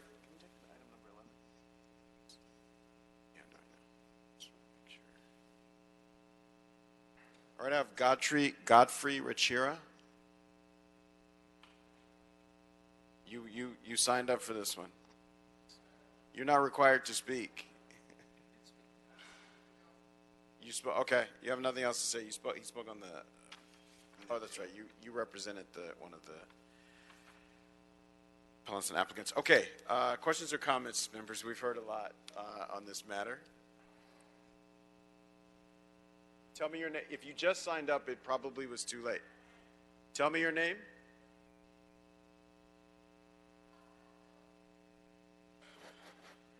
Yeah.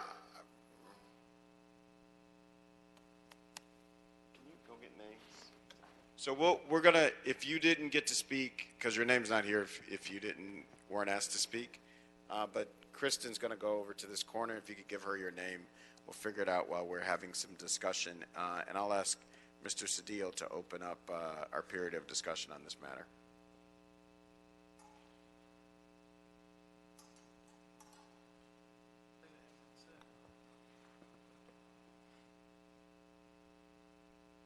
Councilmember, are you intending to keep public comment open then and take these comments?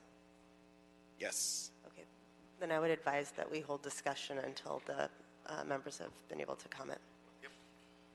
All right.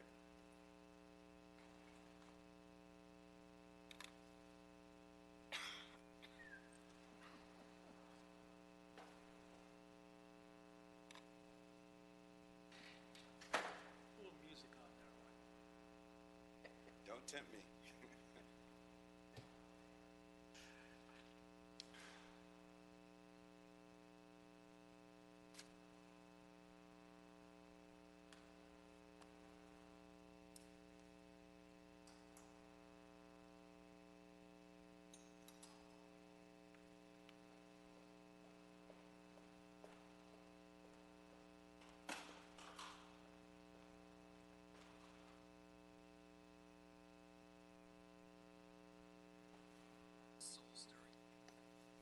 All right. Yeah, Edwin Chen, Billy Su Ho, Phyllis Chu.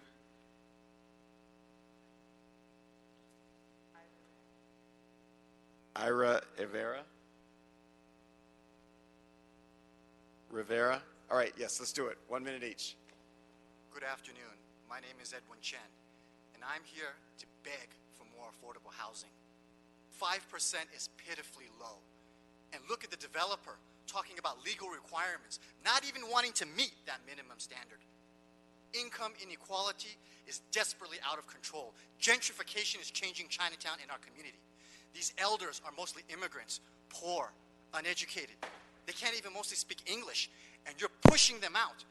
The average median income is around $20,000. They will never be able to afford these high rises, these new developments. You need to address this and provide more affordable housing. Homelessness is becoming out of control.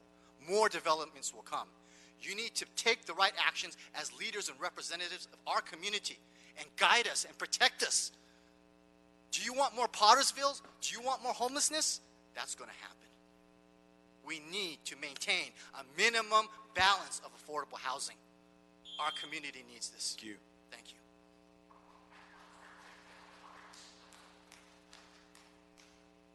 Hi, my name is Billy Suhu.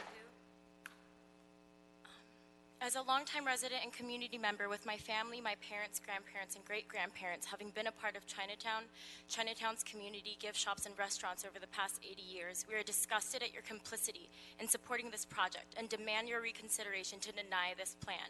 Your investments into profit-driven market rate housing directly displaces the access of housing in Chinatown, a neighborhood of Los Angeles' second largest population in poverty. This development prioritizes a housing market inaccessible to low-income tenants that make up the cultural and historical fabric of Chinatown. We demand 100% affordable housing for our community, for homes, not a business reducing homes into profit-driven capital investments, privileging capital over community, turning the right of homes into a class privilege, resulting in homelessness, which has increased 75% in the city in the last 6 years, leaving Los Angeles' homeless population nearing 100,000 people.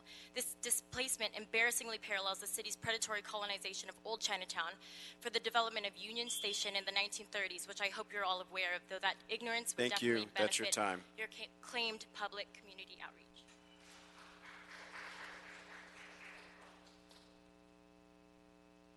Why do we only get 1 minute now? Okay, my name is Phyllis Chu, and I urge you not to approve the College Station project because Chinatown does not need more market rate developments.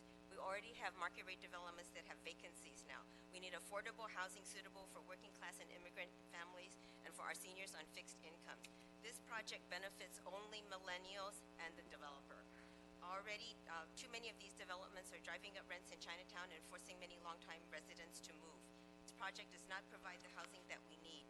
We need housing for low-income families. We also need mixed uses such as bookstores, laundromats, household goods stores, community center with culturally appropriate programming. You, the city government, have a responsibility to your citizens. Atlas Capital is asking for a lot. They're asking for zone change, height district change, general plan amendment. If you give them this gift, we need what we want. We want what we need in the community first in exchange. Developers Thank you. are driven by profit. That's must your time. provide this Thank for you so us, much. and that means We you. let you speak out of turn. Could you please respect our time limits? Affordable housing and not backroom deals, Mr. Cedillo, with Atlas Capital.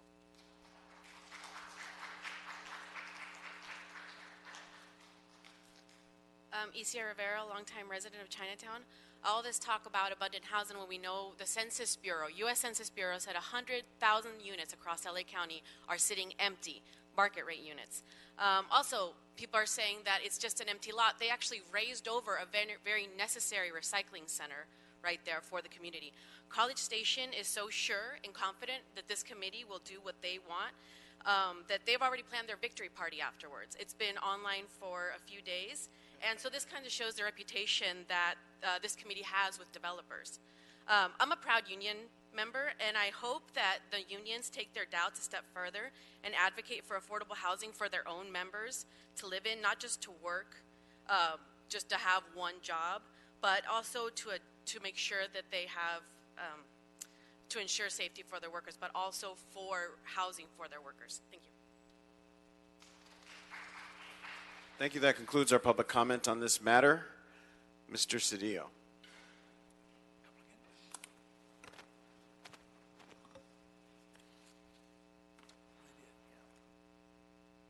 Colleagues, I could not agree more with the advocates.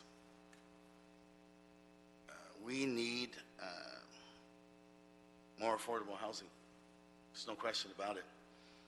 In fact, I would welcome and embrace 100% affordability. And so for any of the advocates who have someone who builds that housing, bring them to me. Bring them to me. I'll find the property and we'll build the housing. In fact, I demand it. Bring me your affordable developer and we'll build 100% affordability. In fact, we did that. We did that at Metro Lofts. Built about 138 units and it houses 300 people. Of course, with our new Recicla, we've jeopardized that because the cost of the trash pickups has increased to a level that the tenants cannot afford it. There is no dispute. And so these tenants in Chinatown, long-term seniors living in 138 units, about 300 people, were threatened with displacement. Threatened that they would not be able to afford the affordable units they had moved into. And so it was our job to protect those tenants. And so we did what we found was necessary to do. We dealt with the reality of the circumstance, not the rhetoric, not the demands, but the reality of the circumstances. How do we keep these people in their affordable units? And so we sought out a partner. As Tom Hayden once told me, a drowning man will grab any hand. When I asked him about what I thought was an odd alliance with him and Senator Pete Knight, when I was a young labor union activist, and he said, Gilbert, a drowning man will grab any hand. And in this instance, that hand was the hand of Atlas. Atlas Capital is building market rate housing. That's what they do. And so there's an empty lot that's on the fringe of Chinatown in a place that's very dynamic. There's going to be new jobs. Whether or not we build this, there's going to be new jobs. There's already new cafes, new restaurants. People have discovered Chinatown, and now everybody is coming in to participate in what exists there. So there's new excitement and new energy. As we heard from one of the long-term residents, Chinatown has 2 market rate buildings.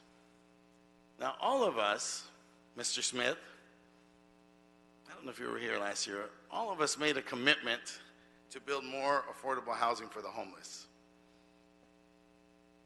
I joined you in that commitment. We built, Mr. Bloomingfield, we made a commitment to build 222 units of affordable housing with wraparound services for the homeless. We made that commitment last year. I'm proud to announce that we have committed to are moving to build 656 units.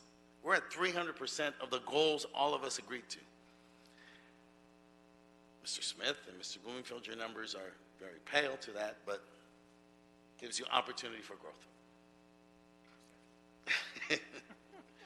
In addition, we've already built, people have moved in 2,175 units of affordable units in my district, primarily in what people call the Central City, Pico Union, Westlake.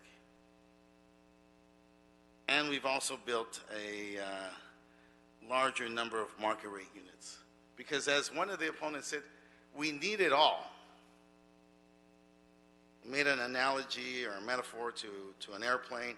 We need the first class, we need the business class, and we need the economy class. We need it all.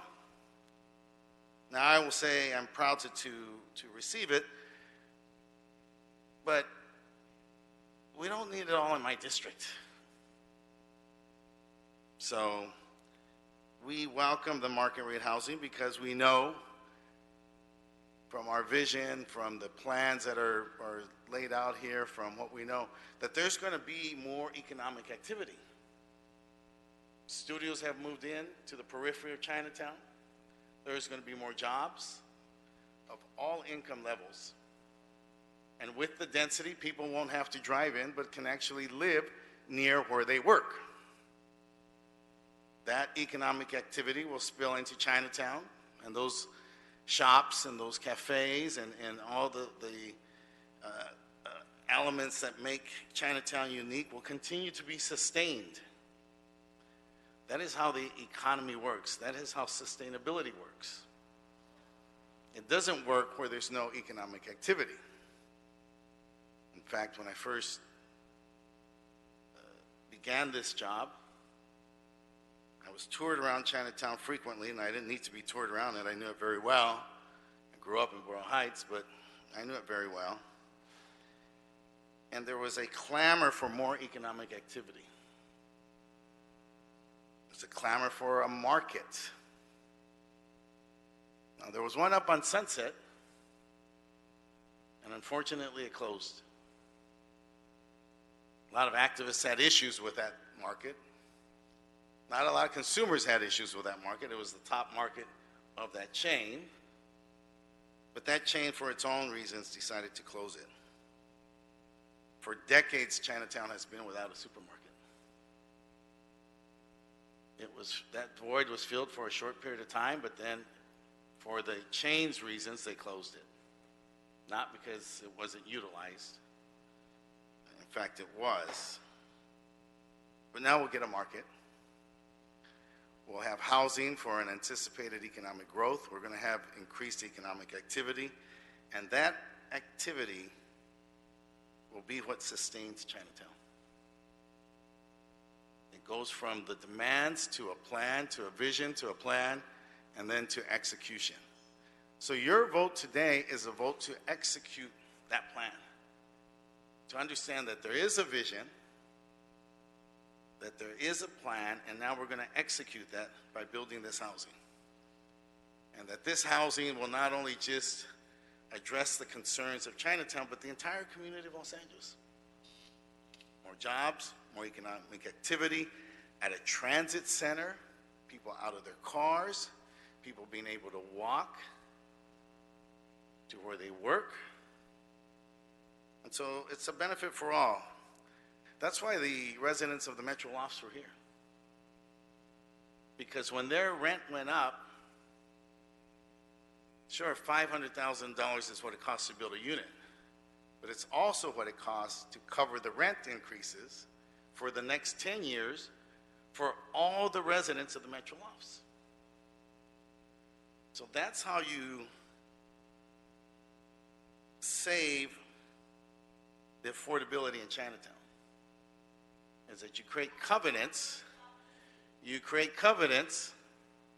on buildings, and when those covenants hit their limits, or when those covenants as they were anticipated don't cover it because of changes in the environment, you have somebody come in and give you a hand to help you cover that. Now we have some other covenants expiring.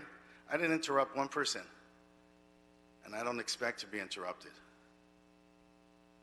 We have some other covenants running out in Chinatown. Chinatown's precious to me. I'm very thoughtful about it. I take that responsibility very seriously. And so we are already working with HCID, with our office, with other developers, how to protect those covenants, to make sure that the affordability that was built is not adversely impacted by families who want to take advantage of the increased value of their property. And so we're working with the owners of those buildings in Chinatown to make sure that those people who live there can continue to live there in the twilight of their years. And so this fits into a broader fabric of a vision to create a community built around an incredible historic community, but one that has also grown, as somebody mentioned, into the San Gabriel Valley. This is part of a broader global movement of people in our world. And so it's with that within that context that these units that we need. There's no question that these units are needed, that these units fit in, that I ask you to support this proposition. The unions will resolve their challenges, and these are union jobs. There is a divide between wealth and poverty, and one of the greatest strategies to effectuate bridging that divide is a union job. The developer has worked hard with these unions. The unions have worked hard with the developer to make that bridge. So I ask you to vote for union jobs, for a bridge between the divide between wealth and poverty, for retaining affordability, and for building us the type of community that's robust and sustainable for the future of Chinatown and the future of the city. I thank you. Thank you so much, Mr. Cedillo. Do you have any comments, Mr. Blumenfeld or Mr. Smith? Hearing none, Mr. Mejia. We have a response from Planning Department. This is Melina Sajo with the Department of City Planning. Just wanted to respond to some of the comments brought up during public testimony. Someone had asked about when the project was deemed complete. This was deemed complete by the Department of City Planning before the EIR process started, which is typical of projects. This is prior to the effective date of JJJ. This was done in accordance with the State Permit Streamlining Act. Regarding the comments about hazardous materials, as stated in the appeal staff reports, the expert agency, the Regional Water Quality Board, issued a no further action letter on the site based on soil remediation. They reconfirmed this conclusion with us in October of 2018. The letter was based in part on a post-remediation health risk assessment that concluded there's no residual threat from exposure at the site. Also, another construction HRA was completed in the final EIR in November 2018. It also found that adherence to the regulatory compliance measures for soil removal would result in less than significant impacts. The SWAPE letter that was referenced by some of the appellants was based on analysis that was misinformed. It's not consistent with AQMD guidance. Regarding the comments on the operational health impacts, no operational HRA is required because the project does not include uses that are hazardous, that are considered hazardous by the AQMD. The project will be built using standard building practices, compliance with the Green Building Code, low VOC paints, and there's no evidence to suggest that these building materials will result in any health impacts. Again, the appellants have failed to provide any evidence to support these expert findings by the city, and we continue to recommend denial of the appeal. This is Johnny Lee from the City Planning Commission, or City Planning Department as well. I just wanted to state regarding the comment on contamination for groundwater. The EIR fully discloses that the project site does contain the potential for some contaminated groundwater, but that compliance with mandatory regulatory requirements for handling toxic groundwater during excavation would ensure that any potential impacts would be less than significant. In regards to the potential impacts to construction workers, as stated in the appeal staff report, the construction workers would be bound to comply with local, state, and federal regulations regarding the safe handling of construction equipment and hazardous materials. And for methane, the final EIR does revise the draft EIR to state that the project's location is in the methane zone. And as stated in the appeal staff report, the revisions and inclusions of the methane mitigation plan does not constitute significant new information requiring a recirculation of the EIR. The EIR has adequately analyzed impacts to the methane measures outside of compliance, or has analyzed impacts to methane measure, and outside of compliance with the city's methane code, the project would comply with other applicable federal, state, and local regulations relating to methane and would not further exacerbate the existing methane conditions at the project site.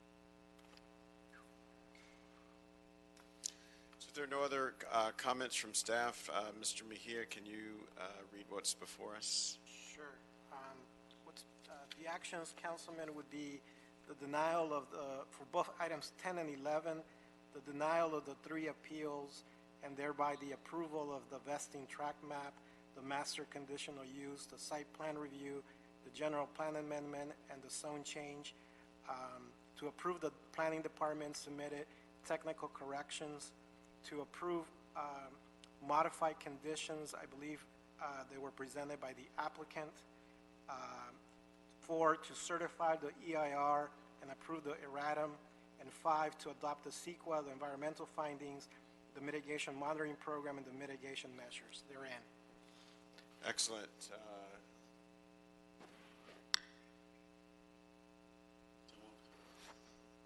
So before we get a motion on that, I want to make sure planning for the record just clarifies what corrections are being made for the record.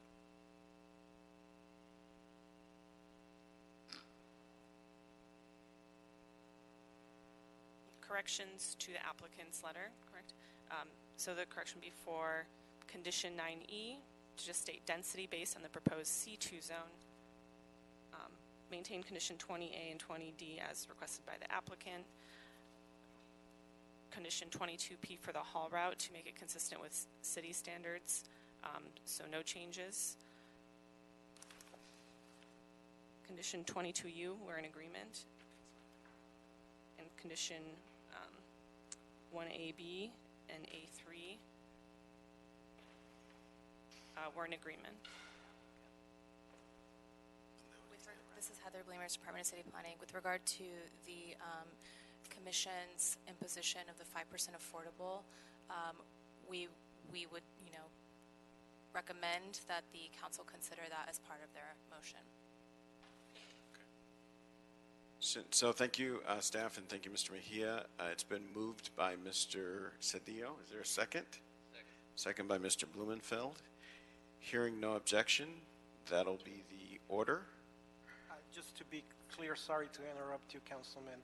Are we adopting the corrections, modifications that were submitted by the applicant? Well, she just read off. Yeah, just want to clarify that as part of the record.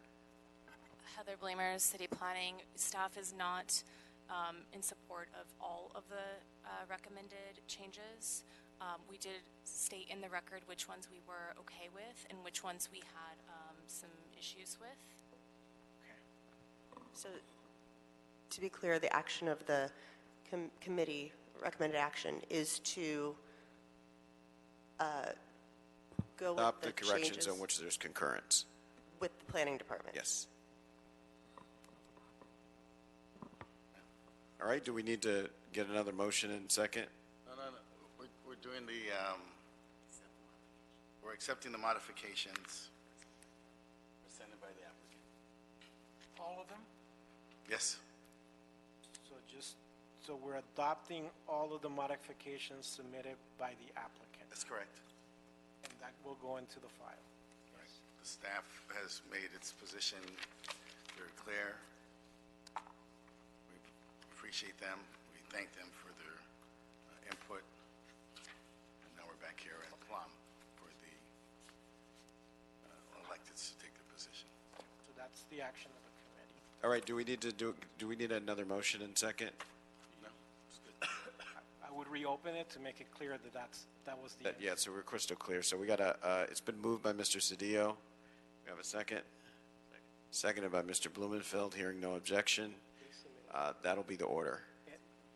And also the technical corrections that the planning department submitted. Their own technical corrections.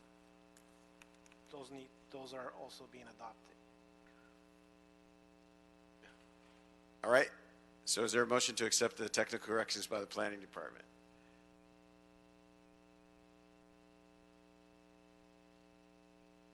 Mr. Cedillo, is there a motion to accept? Yes, there yes. Mr. Cedillo's moved. Mr. Blumenfeld seconds. Hearing no objection, that'll be the order. All right. Does that leave us with any further business, Mr. Mejia? That concludes the agenda, Council. Thank you so much. We're adjourned.